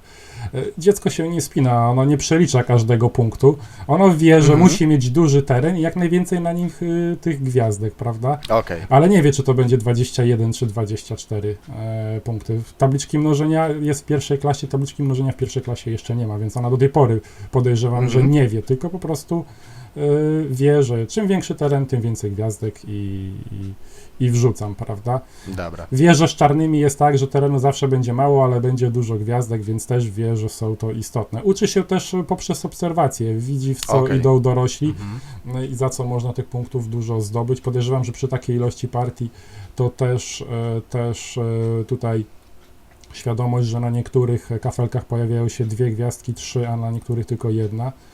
Odgrywa rolę. No i to, co kiedyś mówiłem, bo już kiedyś wspominałem o tej grze, ona jakby do nas powróciła tak swego czasu trochę na nowo, po tym jak pokazałem jej aplikację do liczenia punktów. Ja wiem, że może teraz część graczy powie, że kurde, podsuwam telefon pod grę niemobilną, która nie wymaga tego, Patusie. ale to była rewelacja, ponieważ ona jakby przestrzennie musiała przenieść wizerunek swojego Okej. zbudowanego królestwa na aplikację i niesamowicie się bawiła, ale dzięki temu my potrafiliśmy zagrać 4 czy 5 partii z rzędu. Mhm. Ale wiesz co, ja jeszcze ci się wtrącę i się z tobą zgodzę, z tym, że my popełniamy też często ten błąd, że za bardzo fiksujemy się na wyniku końcowym, a tak naprawdę tym, co nas przyciąga do tych gier, to jest to, co się w trakcie dzieje właśnie, ta radość, tak, że udało mi się zamknąć ten teren z 5 gwiazdkami, nie? Udało mi się właśnie tam tego ostatniego hamburgera Irkowi podkraść. Nieważne, że tam przegrałem 400 do 50, ale raz mu zrobiłem na złość, nie? Raz mi się udało. Że jakby ta droga tak naprawdę w trakcie gry, te emocje, które gdzieś tam się po drodze pojawiają, ta przyjemność po prostu z grania jest dużo ważniejsza niż jakiś tam wynik końcowy, kto wygrał, kto przegrał, kto zajął drugie, kto trzecie miejsce. No tak w wielu grach tak, może w towarzystwie starszych graczy musisz najpierw wyczuć towarzystwo, żeby się nie okazało, że ktoś w trakcie partii stanie, rzuci ci planszą w twarz i wyjdzie, jak mu zabierzesz ostatniego hamburgera. Ale te emocje bardzo dużo zależą Ale z Irkiem od się nie graczy. cackamy. No to zależy, gdzie gramy. Tak jest. Ja wam Dobra, miejsce 6. No. Poczekaj jeszcze sekundkę do tego mów. King Domino. Ja powiem tak, ja się od King Domino odbiłem, ale z jednego względu, bo ta gra była strasznie nahypowana, wszyscy się zachwycali, że genialna gra i dla dzieci, i dla dorosłych. A to nie Bauza, tak? Dobrze? Kojarzę? Czy nie? Chyba tak mi się wydaje. To zaraz sprawdzicie. No. Ja w to zagrałem z gradaniowcami i oni byli zadowoleni, naprawdę byli zadowoleni, a ja tak grałem wtedy, tak myślę, kurczę, no ale gdzie tu są jakieś, nie wiem, takie ciężkie, ciekawe decyzje, takie wymagające? Nie, Bruno Catala. Weź kafelek, dołóż i tak dalej. I kurczę, no strasznie się od tej gry odbiłem, tylko mówię, ja miałem bardzo wysokie oczekiwania co do tej gry. Piękne jest wydanie faktycznie. Ja jeszcze do tej gry podejdę właśnie z dzieciakami, tylko troszeczkę jeszcze muszę podrosnąć, tak, bo to odrobinkę za mało. Chociaż zastanawiam się teraz nad tym Dragomino właśnie, to co mnie zachęciłeś z tymi smoczkami. Więc dla mnie, według mnie, dla dorosłych, no niekoniecznie.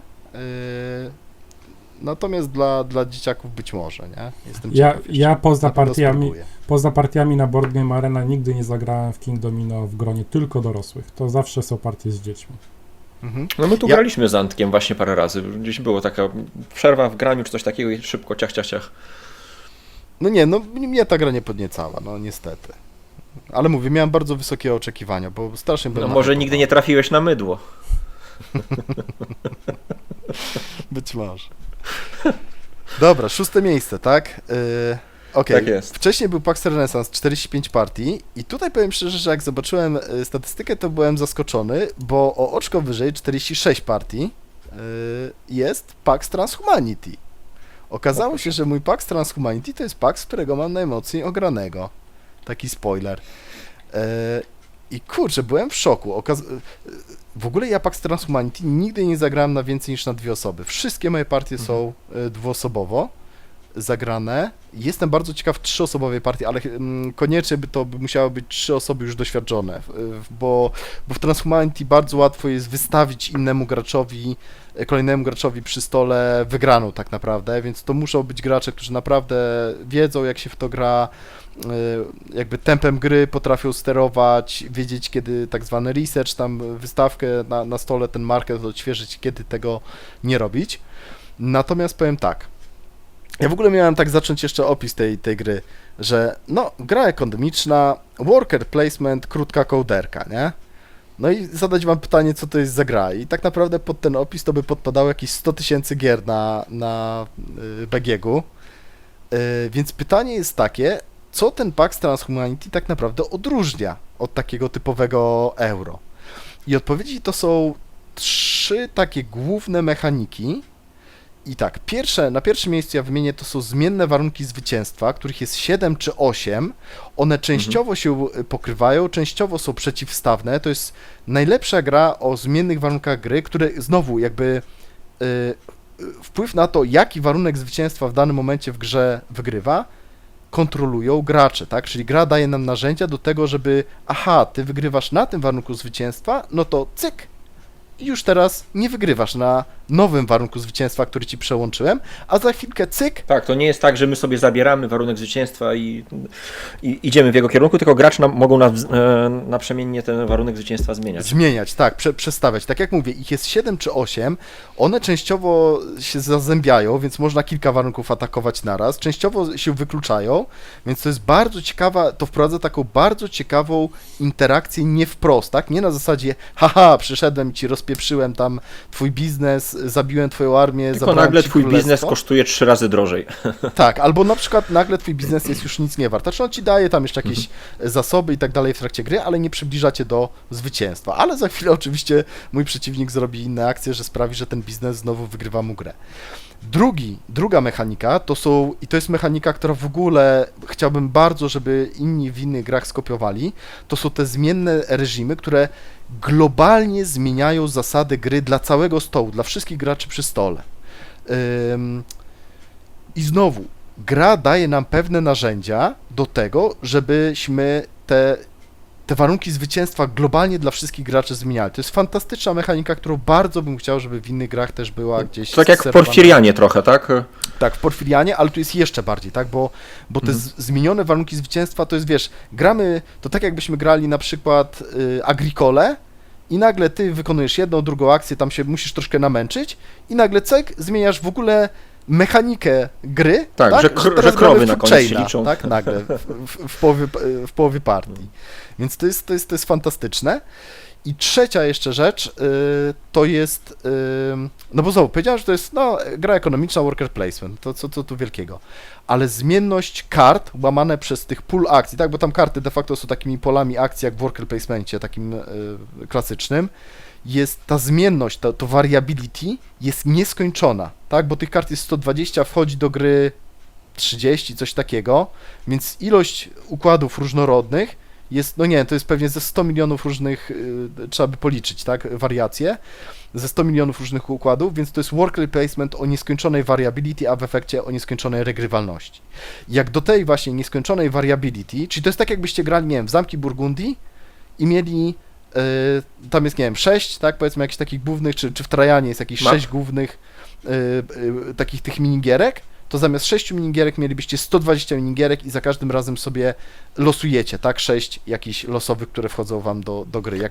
Tak bardzo te karty zmieniają styl gry, pomysł na rozgrywkę, bo to nie jest kwestia tam +1 do czegoś, tylko często to są naprawdę bardzo ciekawie działające akcje, które trzeba sobie wpleść w nasz pomysł na strategię. Tak. To jest jeden z paksów, i do tego jak właśnie... wetnę tylko, To już tylko skończę. Jeden z paksów... Dobra, jak dodamy do tej nieskończonej variability, dodamy tą bardzo ciekawą taką nie wprost interakcję, no to właśnie wychodzi nam to Pax Transhumanity. Przy czym ważne, to jest gra mocno abstrakcyjna i nawet nie tyle tematycznie też, ale chyba najbliżej jej do abstraktów z tego względu, że ona ma bardzo krótką koderkę, tam bardzo mało akcji wykonujemy. Z reguły to jest dosłownie takie 1,5 w cudzysłowie akcji na tur. To jest ten jeden z tych paksów, w których nie potrafię określić, co mi się tak naprawdę podoba, bo jakbym miał zestawić, no to wydaje mi się, że zaraz po renesansie byłby dla mnie Pax Transhumanity, ale kurde, nie mogę znaleźć przyczyny, dlaczego tak wysoko plasuję. Ta abstrakcyjność mi zupełnie nie przeszkadza. Bardzo mi się podoba ta tematyka, która tam się pojawia, że te takie moralne tak jakby decyzje, które przekładając się na koniec gry, w którą stronę pójdzie te społeczeństwo, to oczywiście jest no, nieistotne w trakcie rozgrywki, ale to dla mnie tworzy bardzo ciekawą Ja powiem historię. więcej, że właśnie gdyby ten klimat był bardziej odczuwalny, to myślę, że ten PAX byłby dużo wyżej i też dużo bardziej byłby popularny. Że niestety ten poziom abstrakcji trochę to psuje, bo to jest taka trochę gra w kolory, nie? My tam rzadko kiedy patrzymy, że tutaj jakieś implanty wszczepiamy, że tutaj chcemy właśnie jakąś sztuczną inteligencję zatrudnić na przykład do bycia technokratą, który zarządza społeczeństwem i tak dalej, tylko patrzymy, aha, potrzebny mi jest niebieski, ale tutaj mam pomarańczowy i czerwony, to muszę najpierw i tak dalej, nie? Tak Podoba mi się myślimy bardzo bardzo abstrakcyjnie. ekonomia, czyli w zależności od tego, gdzie nasze ludziki się znajdują, to tyle są warte, nie? To mogą być, Reprezentują ludzik dług. na dole jest długiem, a może być naszą nadwyżką i zarządzanie tym jest bardzo ciekawe. No to, że Te akcje, patenty, karty, prawda, które są jeszcze też, to też jest karty fajny pomysł mają mechaniczny. swoje ceny, nie jest nic to nadzwyczajnego, ale możemy sobie te karty przynosić, nagle cena jego spada do zera. To jest też fajne. I to, jak bardzo trzeba się tutaj nakombinować, żeby swoją akcją nie wystawić komuś Tak. gry. Tak. Musisz tak jakby chcesz w tych dwóch akcjach zamknąć swoje działanie, żeby nie utrudnić pozostałym graczom skorzystanie z tego, co ty zrobiłeś, nie? Więc strasznie lubię tego paksu. Znów gra niedostępna, ale praktycznie na bank będzie druga edycja. Znaczy nie, ona jest chyba- tam ludzie czekają, pozamawiali i czekają. Ona miała być już w sklepach, ale coś tam się stało, że nie ma. Tak? I on zrobił reprint? Tak, no miała być już w grudniu chyba Aha, tamtego roku no to dostępna, przepraszam, a mamy już kwiecień i... No coś słyszałem, że się dalej nie ma. pokłócili, chyba się rozstaje tak, ten młody tak. Eklund z tym No. Ion Games, ale myślę, że to będzie gra, która będzie reprintowana, bo jest spore zapotrzebowanie na BGG-u i w Polsce, która jest potęgą, tak, planszówkową. Ty, Jarek, nie wiem, grałeś? Nie grałeś w Transmanie? Nie, nic nie wiem na temat tej gry tak naprawdę. Brzmi ciekawie, chętnie spróbuję, ale jak Piotrek mówi, że tutaj gra wymaga, żeby siedli gracze, którzy już są zaawansowani, to nie wiem, czy jest sens. Przepraszam, na 3 osoby, na 2 osoby, wiesz, ktoś przyjdzie, podpowie ci, wytłumaczy, na przykład ja, to No ty, myślę, Jarek, że będzie szybko spoko. łapiesz, więc myślę, że po jednej partii dużo pewniej to by podeszło, znaczy próg wejścia jest, wydaje mi się, niższy niż w renesansie, nie? Zdecydowanie. Próg wejścia, jeżeli chodzi o zasady, jest naprawdę dosyć przystępna. Gra jest nieoczywista, natomiast takie pewne dobre praktyki w grze warto właśnie powiedzieć. Głównie właśnie to, co ty powiedziałeś, żeby nie wystawiać pewnych akcji kolejnemu graczowi w kolejności gry.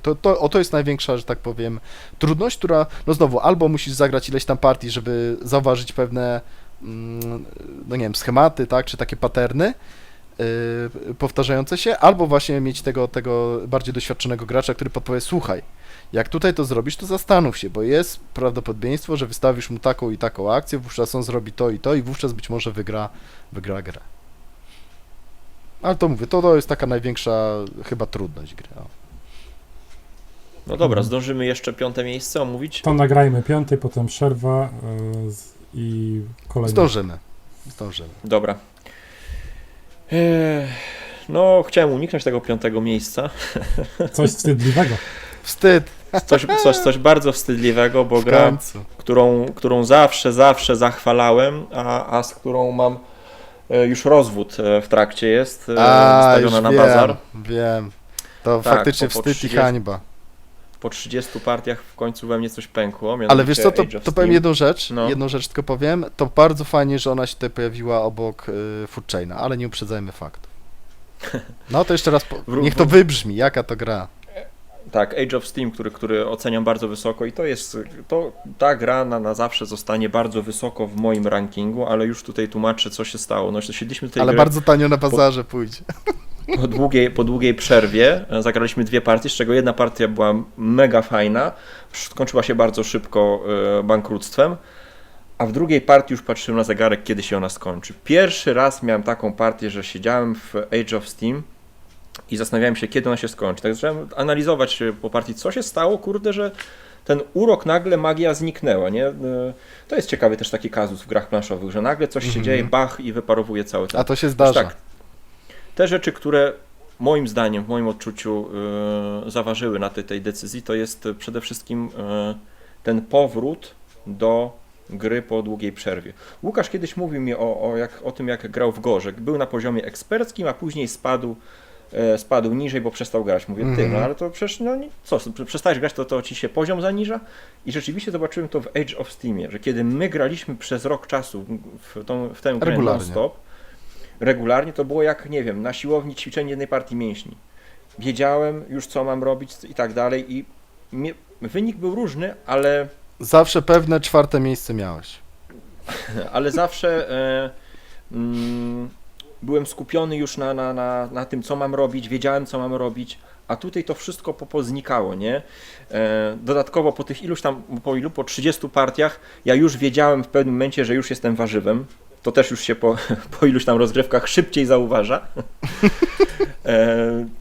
I kiedy minął ten etap ciekawszy, powiedzmy, pierwszy, kiedy mapa się dopiero zabudowuje, kiedy jeszcze mamy wpływ na to, co się wydarzy na mapie i przeszedł już do ta druga część, kiedy już tylko walczymy o każdą kostkę, wyrywamy sobie po prostu jak psy z miski i kiedy już wiem, że nie jestem w stanie, znaczy frustrowało mnie to, że pewne rzeczy przestałem widzieć już. Widziałem, jak chłopaki sobie fajnie radzą, zauważają, już później Paweł mi też wytknął, pokazał mi, zobacz, jakbyś tutaj zrobił połączenie, to byś miał Eldorado, nie? A ja już tego nie widziałem i to właśnie ta przerwa spowodowała, że przestałem to widzieć. I trzecia rzecz, która zaczęła mi tutaj w tej grze przeszkadzać, to spojrzałem na czas, który graliśmy i w tym czasie już jesteśmy w stanie zagrać w jakąś 18. Tak, gra jest długa. To są Która 3 godziny, 3,5 spokojnie, nie? Gdzie znowu, powiedzmy, ta wajcha w mózgu przestawiła się już na ten tryb 18 i jestem w tak zwanym cugu i powiedzmy widzę pewne rzeczy, w których wcześniej nie widziałem w 18 i to mi sprawia satysfakcję, więc wybiorę każdą grę z serii 18XX w tym czasie zamiast Age of Steam. I to nie jest tak, że zobaczyłem, że z grą jest coś nie tak, tylko no to tak jak się Z zawsze tobą mówi, jest no coś nie tak, tak. tak. To mi się poprzestawiało, bo gra jest genialną nauką, jeśli chodzi o interakcję, naukę interakcji, właśnie o wredności, oswajania się z sytuacją na planszy, budowaniem tej sieci połączeń. To dla mnie to jest creme de la creme gier planszowych. Tylko po prostu no teraz z racji tego, że ogrywamy te 18, no to wybiorę na pewno zdecydowanie bardziej któryś z tych tytułów. Jarek? Także, no. Jestem zaskoczony. No nie wiem, w Rzeszowie takie Jarka myśli zaskała. przeszły. Łzy Nie. w oczach. Ja Coś wcześniejsze, tak? Zagraliśmy, nie wiem, z miesiąc temu chyba, taki powrót był do tego Age of Steama i po prostu po tym powrocie stwierdziłem, że kurczę, nie bawi mnie już tak jak dawniej, nie? Ja za rzadko grałem, żeby być na etapie wypalenia. Może to nie jest jakiś top topów gra, ale daje przyjemne odczucia, które inne gry nie dają, bo masz to jeszcze... Przyjemne. No tak, no bo to, Przyjemne odczucie. no bo to nie jest jeszcze jakoś bardzo wielki mózgorze, ale masz już zabawę giełdą, masz już wybór akcji taki jak a czy może nie akcji, tylko tej decyzji na początku, czy idziesz na lokomotywę, czy bierzesz No pożyczkę. giełda jak giełda, bardziej licytacja. Tak, no. Giełdy tam może za Jest bardzo tu, nie ma. jest tu kilka rzeczy, które żadna inna gra mi nie oferowała. Mhm. I jak chciałem tego doznać, zaspokoić swoją potrzebę raz na jakiś czas, żeby w to zagrać, to dawał mi to Age of Steam. Ale to dlatego, że jestem antyfanem 18, więc no, w to nie wsiądę. Mhm. O, to ja jeszcze się ustosunkuję, więc tak. Ja Age of Steam też uważam za genialną grę. Na pewno się nie odkochałem tak jak Irek, natomiast ja mam pewne też problemy z Age of Steam. Ja tak sobie spojrzałem teraz szybko, że mam tylko 9 partii, więc mało i zgodzę się, że to jest gra skillu i ja też mam coś takiego, że ze względu na to, że w nią bardzo rzadko grałem, ja jestem w nią strasznie słaby. Bardzo słaby jestem w Age of Steam. Nawet jak tam raz czy dwa mi się zdarzyło gdzieś tam walczyć o zwycięstwo, to bardziej to była seria przypadków niż mojego genialnego planu. Bo no ona według mnie wymaga pewnych umiejętności. W sensie chciałbym w nią zagrać na przykład właśnie jednego wieczoru 2 partie pod rząd. Druga rzecz to jest taka, że to jest straszliwie wredna gra. nie wybaczająca błędów. Ja nie wiem, czy bardziej, nie jestem w stanie stwierdzić, która gra jest bardziej wredna, wykluczająca i nie wybaczająca błędów, czy Age of Steam, czy Food Chain Magnate. Natomiast przy Food Chainie jest ten plus, że jeżeli gramy dwuosobowo, to partia się szybko skończy, można szybko poddać partię. W Age of Steam raczej się dwuosobowo nie gra. Tam wiem, że jest jakaś mapa i tak dalej, ale Tak, to jest, ale to jest raczej najlepiej pewnie 4 osoby i więcej. Natomiast gra jest absolutnie genialna, według mnie, naprawdę warto w nią zagrać. Versus 18, u mnie znowu, ja też jestem teraz Team Jarek, wolę zagrać nieco bardziej, wolę zagrać Age of Steam niż 18 i tutaj znowu tak sobie trochę sam zaprzeczę. Dlaczego? Dlatego, że według mnie Age of Steam jest mega skondensowany. Właśnie w Age of Steam ja czuję, że każdy fałszywy ruch to jest śmierć. Czuję się jakbym, wiesz, jak ten, nie wiem jak się, linoskoczki, kiem nazywają ci goście, co chodzą po No, linie, akrobata prawda? na linię, Akrobata no. na linię. Się czuję, że raz popełnię jeden malutki błąd, a już są te 4 sępy czy 3 sępy obok mnie, które mnie cały czas mi tą liną trzęsą, mnie popychają, okładają mnie batylami i wyląduję, nie ma żadnej siatki pod spodem pode mną zabezpieczającej i wyląduję i zginę. W 18 jest, znaczy ja za słaby jestem w 18, ja pewnych rzeczy nie widzę, tak, strategicznie, ale tak czuję, że są takie wolniejsze tury, gdzie coś tam robię i później jest faktycznie coś takiego, że już są mega ważne decyzje do podjęcia. W Age of Steam ja czuję, że każdy tor, najmniejsza akcja w tej grze, każdy najmniejszy pieniążek, czy ja zalicytuję tutaj, czy nie zalicytuję o jeden pieniądz więcej, jest na wagę nawet nie złota, tylko mówię, to jest kwestia życia i śmierci. Takie są moje odczucia, tak? Takie są moje emocje, bo mówię, i w 18 i w Age of Steam jestem leszczem. Więc to mi się podoba, że jest bardziej skondensowana, mimo że jest długą grą. Jedna rzecz, która mi się nie podoba w Age of Steam, którą bym zmienił, ale nie wiem, czy też nowsze mapy, już takie gdzieś tam pewnie po 2010 roku, czy jeszcze później wydawane, tego nie naprawiają, to jest to, że ostatnie rundy są według mnie popsute. Że ta gra jest za długa, w sensie w Age of Steam jest to, czego ja nie znoszę w Euraskach, takie ciułanie pezecików. Już wszystkie kostki przewiozłem, już wszystko, co miałem zrobić w tej grze zrobiłem, to jeszcze te kładzenie tych takich ostatnich torów, czy ja tutaj 2 pezeciki dostanę, czy 3 pezeciki, słuchajcie, pomóżcie mi tutaj znaleźć, gdzie tutaj A to najlepiej potrafi trwać, jak każdy z 4 graczy. Czy to już gdzieś długo tam nie, sobie- nie trwa, ale na chuj to jest. Przeanalizuje. No, po co to jest? To psuje grę, to psuje experience, wiesz, właśnie, żeby znowu uciąć tą grę w takim kluczowym momencie, kiedy po prostu jeszcze te emocje, jeszcze to szarpiemy, po prostu zęby zaciśnięte, pazury, wszystko, ta woda wrze, to jeszcze już wszystko się udało, udało mi się, przeżyłem, wysłałem tą kostkę, uprzedziłem, albo mnie tam uprzedził Irek już no to jeszcze gdzie ten tor? A może tutaj dopasuje, nie, a może tutaj więcej, a poczekajcie, bo może Irek no o to psuje mi ale mówię, to już tam takie jest 3 miejsca po przecinku, nie? Ja ten zabieg, który ty mówisz, odbieram jako deskę ratunku dla graczy, którzy w trakcie gry się wyeliminowali, ale jeszcze walczą o najniższe miejsce na podium, bo chyba w żadnej innej grze jak w Age of Steam nie miałem tak, że tutaj bardzo szybko i dosadnie dostajesz informację w twarz, że jesteś już warzywem i tak jak mówiłeś, że bardzo łatwo jest się odciąć, jak są gracze, którzy widzą więcej od ciebie, to ty już w połowie gry widzisz, że ty ciułaś za 3, a oni jeżdżą za 6, więc może te tory są po to, żeby jakieś tam punkty ciułać, kiedy ty nie masz kostek, a oni przy okazji w tym momencie tracą, kiedy przewożą więcej, no bo tam masz tą decyzję, czy chcesz przewieźć za 5, czy za 6, jeśli masz możliwość nieprzekraczania tego spadku dochodu po przekroczeniu takiego Tylko tego jeśli już nie zdobywasz kostek, to też nie masz pieniędzy nawet na tory. No tak, no to tutaj później Znaczy, wiesz idziesz co, Jarku, długi pożyczki, no to też jest Wszystko, budowanie torów, to wszystko jest bardzo fajne i bardzo ważne. Ja mówię tylko o ostatniej turze i dosłownie ostatnich akcjach w grze, nie? Że jeszcze punkty sobie dopinasz. To jest takie już, wiesz, takie te ostatnie punkciki, takie. Ale dobra, to mówię, to jest taka pierdoła już tak naprawdę, nie? To już... No dobra. To Jarek, numer 5. Zagadka do Piotra. Gotowy jesteś? No nie wiem, ale okej. Jed- Spróbujmy. Jedna z 3 jedynek Irka na BGG, a ma elementy, które ja lubię, choć jest to autor, za którym do końca nie przypadam. O cholera, poczekaj. Indonezja? Irek kiedyś miał 3 na 10 w Indonezji. A to jest Nigdy jedynka. nie wybaczy. Nawet nie wiem, czy nie 2. A to 2 jest, nawet. a to jest jedynka. Jedynka u Irka, ojejku. Nie zgadnę. Element, który ja lubię, to są kostki. Autor, za które lubię kategorię Zamki gier, Burgundii? bo Nie. lubię euro, ale nie przepadam za grami Felda. Poza tą jedną, czyli zamkami Burgundii. Jedynkę dał Irek z zamką Burgundii? Może kiedyś A nie, dalej rzeczywiście. jest Dobrze, że jedynka. to wyciągnąłeś. Dobrze. Jest, I Endeavor ale jest jeszcze z będą jedynką. komentarze.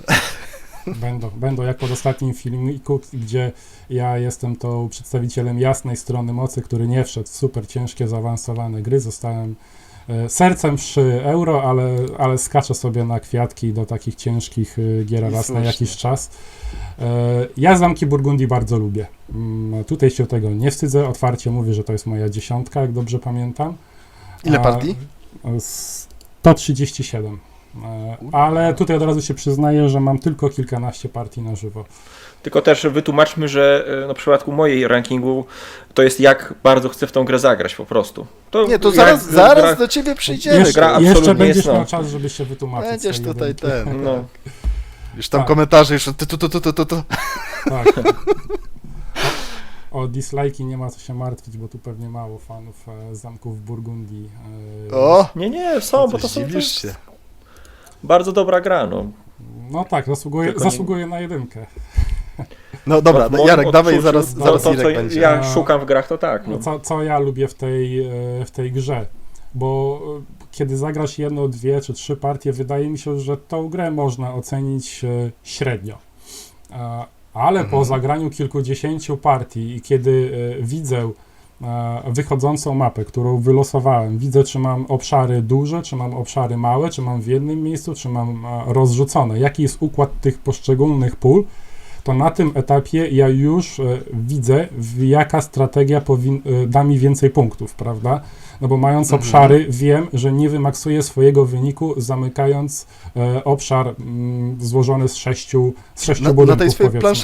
Tak. planszetce, tak, tego królestwa. Tak, więc wiem, że muszę szukać punktów gdzie indziej, więc tu może się wydawać, że każda akcja jest ciułaniem punktów i tak częściowo jest, ale przy stu kilkudziesięciu partiach ty widzisz, że są pewne strategie, które są zależne od tego, co już wylosowałeś na samym początku. Czy ty pójdziesz w te żółte, które punktują ci na końcu gry, czy będziesz sprzedawał towary, czy pójdziesz z zwierzaczki.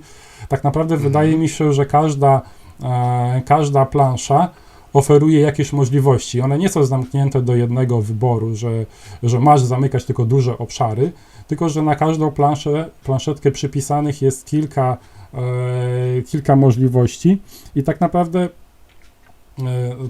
tutaj te sandboxy, o których mówicie na przykład w Sploterach, że to są ogromne sandboxy, no zgadzam się, no bo sam zagrałem w Food Chain na kilkanaście partii, to jest gra, którą się ciągle uczę. Tak samo z Paxem Renesansem, kilkanaście partii, gra, którą ciągle wydaje mi się, że jestem. Bardzo mi się podoba, a propos, tak odskocznia, powiedzenie Pitona, tak mi się wcięło już w mój slogan, że ciągle używam cienki jak dupa węża, aż dzieci chodzą i się śmieją. A ja też, mi też to ostatnio Tak, siadło. no więc to tak siadło i się... Piton uczy i bawi. Tak, uszy i wryło się w banie, że no jestem w tego Paxa cienki jak dupa węża, ale lubię w niego grać. Nie, Tak samo uważam, że tutaj każda gra, nawet takie zamki Burgundii zasługują na to, że one też mają ten etap nauki i budowania i szukania tej strategii, tej dobrej drogi. Może faktycznie to, co mówiliście w ostatnim nagraniu, mniejsza ilość partii wystarczy, żeby tą drogę znaleźć, ale z drugiej strony, jak ty siadasz do partii z bardzo różnorodnym towarzystwem, a takiej możliwości dawało mi granie w tą grę na Board Game Arena, kiedy nawet wydawało mi się, że już jestem kozak, przychodził jakiś inny kozak, który się okazywał kozakiem na sterydach, prawda, i kładł mnie na łopatki. Więc no, ja powiedzmy ciągle widzę jakby zalety tej już trochę powoli chyba zapominanej gry, czasami właśnie takie, ona jest skrajnie odbierana, bo niektórzy są No nie, teraz przecież jak będzie wydanie z A, plastikiem, no to- to się przypomni. to tak, no to tutaj tak, to już chore pieniądze trzeba wydać, ale wydaje mi się, że to jest gra, która ciągle jest grą dużych możliwości, mimo że z dość starym designem, no ale jeśli ktoś jest fanem manipulowania kostkami, jakichś tam kilkunastu dróg zdobycia, zwycięstwa powiedzmy, wygrania, to wydaje mi się, że ta gra jest ciągle jeszcze jest dobra i jest dość przyswajalna. Zasady ma bardzo proste. Dodatkowo, jeśli chyba na forum było kiedyś był taki post. Znaczy, bardzo proste, przystępne. Tak, zasady, przystępne zasady. Tutaj nie ma jakiegoś takiego bardzo, bardzo rozbudowanych tych dróg do zwycięstwa, a z drugiej strony to też jest gra, jak na forum, pamiętam, był post najlepsze gry waszych żon. Chciałem powiedzieć, najlepsze gry waszych ulubionych żon. To tam Zamki Burgundii zawsze były na górze, no bo to jest gra, gdzie każdy ruch to daje punkty, prawda? Dlatego wydaje mi się, że tak dużym sukcesem też była Kaskadia. Tam, co nie zrobiłeś, to miałeś punkty. Dlatego ona jest tak łatwo przyswajalna i to samo widzę tutaj. I chyba świetnie wygląda też Kaskadia z Kaliko mi się pomyliło. Dobra. No Irku. Tyle, Irek, tłumacz się. Ja wiem, jak ty Właśnie, na oceniasz kolana. gry, ale teraz tłumacz się ludziom. Nie, to rzeczywiście jest głupota wystawiać takiej grze jedynkę, bo to wygląda, jakbym nienawidził tej gry, czy coś by mi w życiu zrobiła.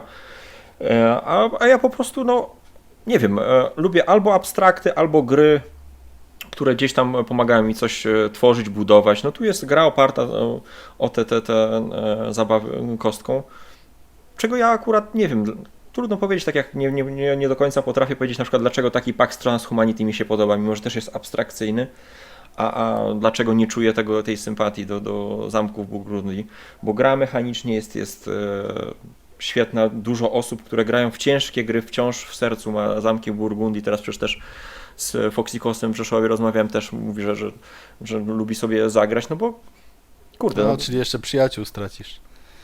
No trudno. No panie redaktorze, czyli kiedy pan przeprosi? Ja czekam. Ale kogo? Felda. Widzów, słuchaczy.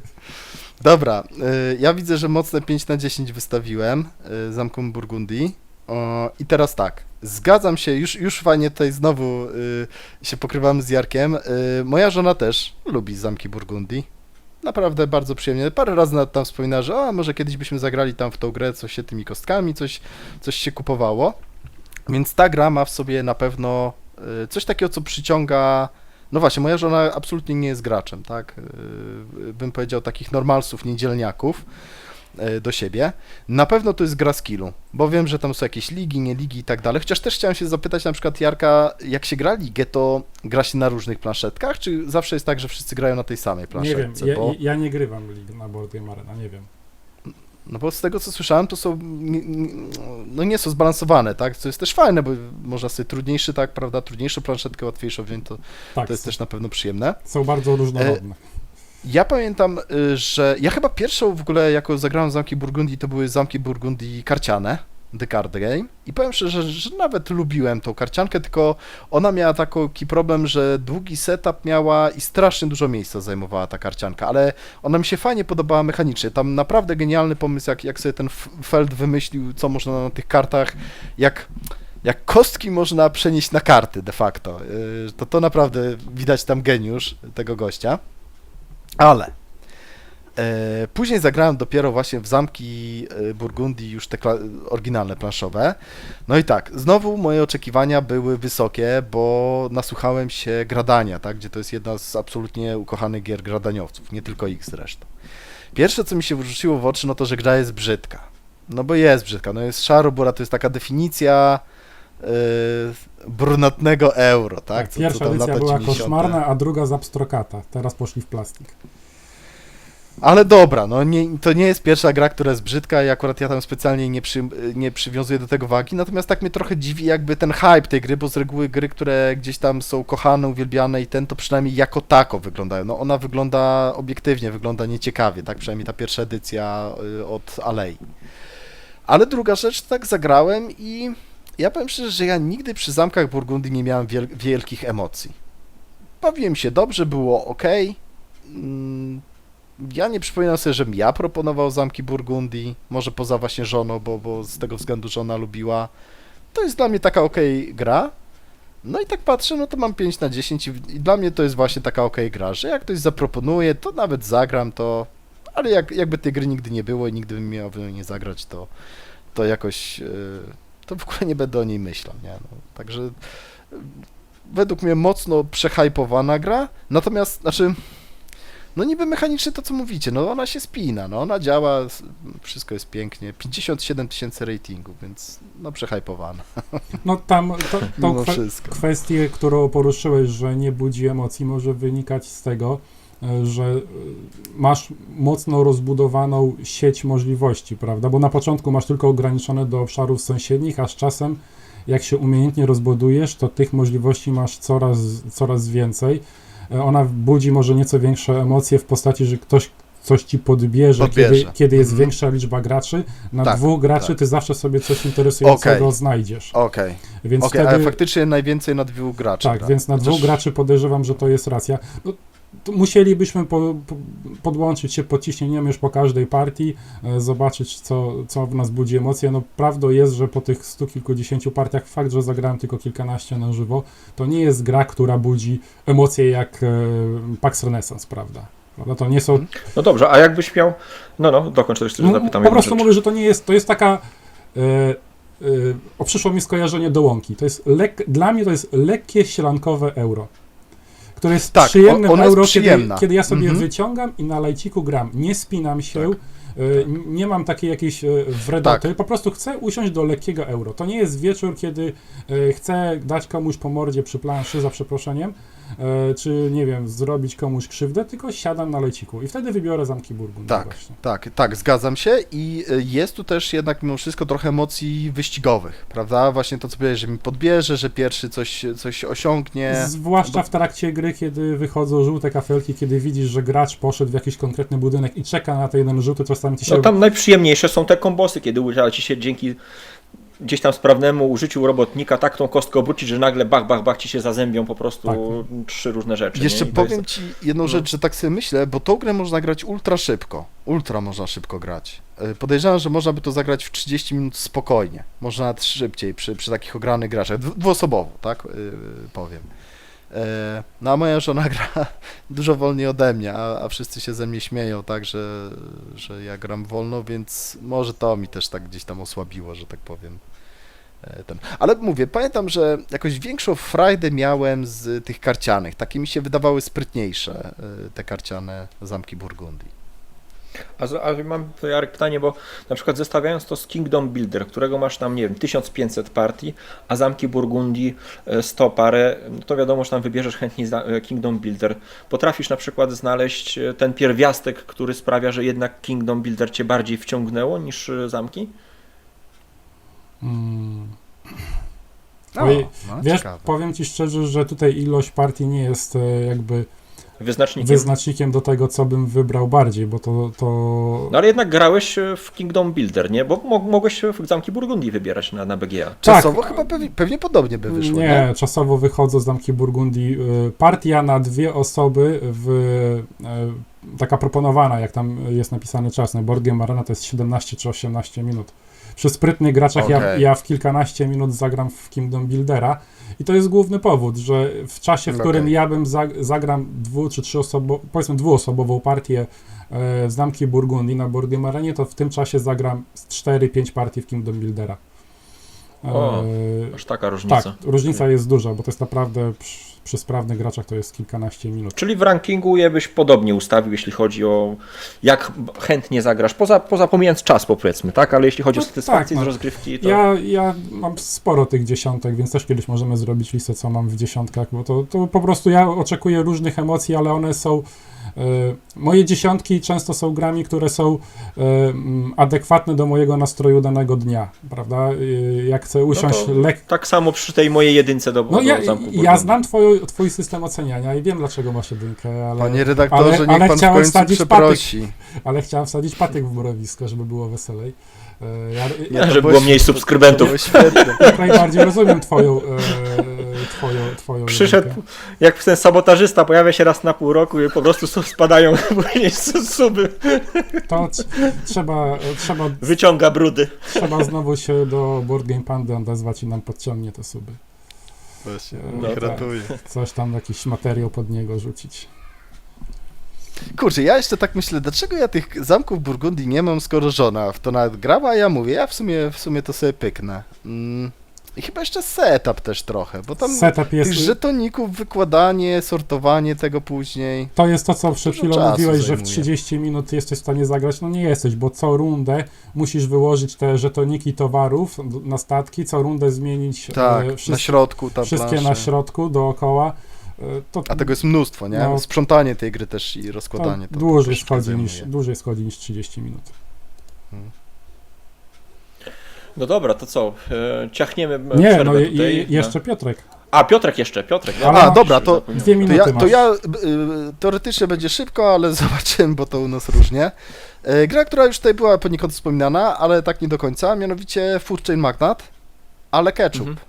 48 partii, ja mam więcej pewnie w podstawkę zagraną, więc tak sobie trochę połączę, tak, pewnie tam sumarycznie by to wyszło około tam, nie wiem, 120, może nad 150 partii. Natomiast mówię o To ketchup... ci tylko wejdę w słowo. Tak. Wyjaśnijmy. Ketchup miał nawiązywać do mechaniki, ketchup mechanizm, czyli w teorii dodatek miał ratować tych, którzy przegrali swoje już Życie. swoją grę w pierwszych rundach i miał teoretycznie wyciągać ich, no ale się nie do końca chyba udało. Nie to, ale Nadal jest oni tak sami... żersza jak była. Oni sami się śmiali śmiali z z tego tak naprawdę, No, że to jest żart, że tak powiem, że właśnie ludzie narzekali, że fuczenia, ale odpadłem, jest mi smutno, to zrobią grę, gdzie będzie ketchup mechanizm. Ale pamiętam, jak się pojawiły na BRGG takie zajawki. W końcu mechanika ketchup to jest. Wysłuchali narzekań graczy i zrobią coś, żeby ten gracz z tyłu mógł nadgonić. No. Tak, i zakpili sobie tak naprawdę. Ale znaczy inaczej, tam jest taka mechanika właśnie, że za to, że komuś coś się udało, Tak. to ktoś inny dostaje bonus i tak dalej, no ale to tak Nagroda z przymrużeniem oka jest, że tak powiem. No ale tak, najlepszy Food Chain Magnate, tak jak mówię, no podstawka wygląda... No ja obniżyłem podstawkę z 9 na 8, bo no nie ma bata, żebym teraz zagrał w podstawkę, jak mogę w ketchup zagrać, a mogę, no to nie ma bata po prostu. Naprawione Price Wars, czyli taka walka cenowa, gdzie ja miałem taką partię na przykład, gdzie sprzedawaliśmy za -1 hamburgery. Kończyliśmy partię. Jeszcze tego nie miałem. I to jest, bo tam wiecie, tam są bonusy, że No piątkę wiem, dostajesz, tak. więc nawet się opłaca, ale i powiem jedno, że to jest fajna strategia. Jakby to w grze, że gdyby to zostało, to jest super, tylko ma jeden mankament, że niemiłosiernie, tragicznie wydłuża w podstawce, tak, wydłuża grę. Że zamiast gra trwać 9-11 rund, to tam trwała chyba 23 rundy, tak. No i wtedy jakby jeszcze wszystkie zeszły też kelnerki, tak, to też taki także to wszystko byłoby fajne, gdyby ucinali po prostu bank, bo tam już widać, kto wygra grę, tylko to już jest kwestia, żeby jeszcze uciułać, tak, minusowymi tymi zarobkami rozbić bank. Natomiast to zostało naprawione w bardzo sprytny, też w bardzo oryginalny i bardzo odważny sposób w ketchupie, ale to kiedyś sobie porozmawiamy o ketchupie, to więcej powiemy o tym. I znowu, ogólnie Food Chain, tak, i ketchup i podstawka to jest gra olbrzymiego skillu, zero losowości. Jak ktoś mówi, że tam jest jakaś losowość czy coś takiego, to bredzi, z całym szacunkiem. Gra absolutnie nie wybaczająca błędów. To jest duży zarzut. Ja coraz bardziej ostatnio tak się skłaniam ku grom, gdzie można troszeczkę poeksperymentować, gdzie można wrzucić tak, tą hałdę gówienka w wiatrak i zobaczyć, co z tego się urodzi.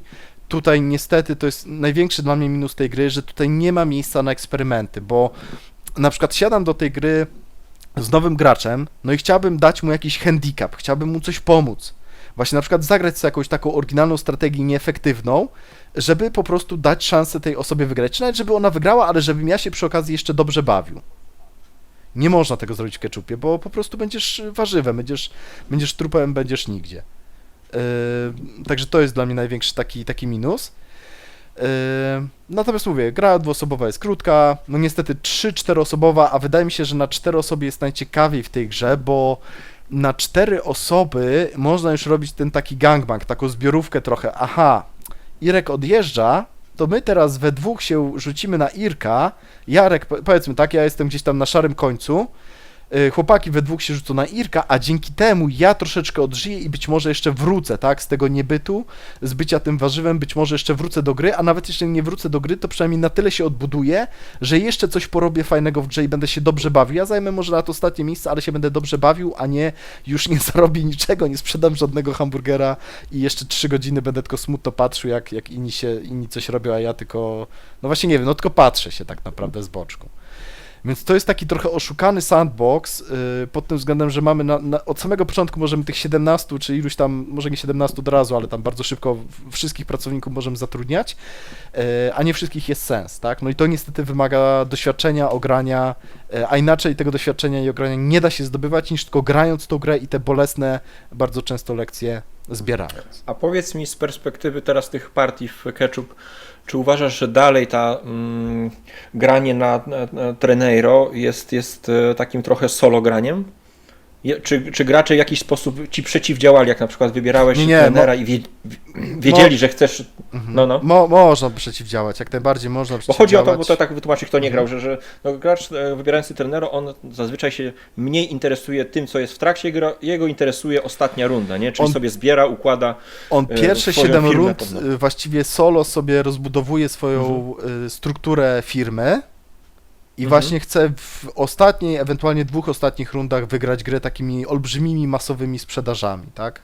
Albo Co robią gracze, widząc, że ktoś idzie w tym kierunku? no różnie, mogą próbować przyspieszać grę, tak żeby rozbić bank, zanim właśnie ten trener sprzeda cokolwiek. Przy tym czymkolwiek to są sprzedaże często po 100, 200, 300 dolarów, czyli takie olbrzymie sprzedaże. Albo podbierają kluczowych pracowników, tak? No albo jakiś mix and match, tak? Takie dwie główne, powiedzmy, kontry na to. Okay. No ale mówię, znowu, Ketchup wprowadza tak dużo modułów, że to nie jest Food Chain Magnate 2, tylko to jest Food Chain Magnate 2, 3, 4, 5, 6, nie wiem, do 17, może do 50, bo tak można naprawdę miksować te moduły ze sobą, jedne dodawać, drugie wyrzucać i kombinować, że no to jest już nieskończona regrywalność, absolutnie nieskończona regrywalność. Tym variability, różnorodnością rozgrywek, tak? To tak jakbyście mieli zamki Burgundii właśnie 1, 2 do 17 i każda by zupełnie inne zasady, tak jakiś byłby taki szkielet główny, ale kompletnie inne zasady. A powiedziałeś, że dobrze się stało, że na liście wylądował Food Chain blisko Age of Steam. Chodziło ci o ten catch-up mechanizm w Age of Steam? Nie. Chodziło mi o to, że fajnie, że w jednym odcinku się pojawił i Food Chain i Age of Steam, bo obie gry uważam za niesamowicie wredne i z takim bardzo brzydkim player elimination.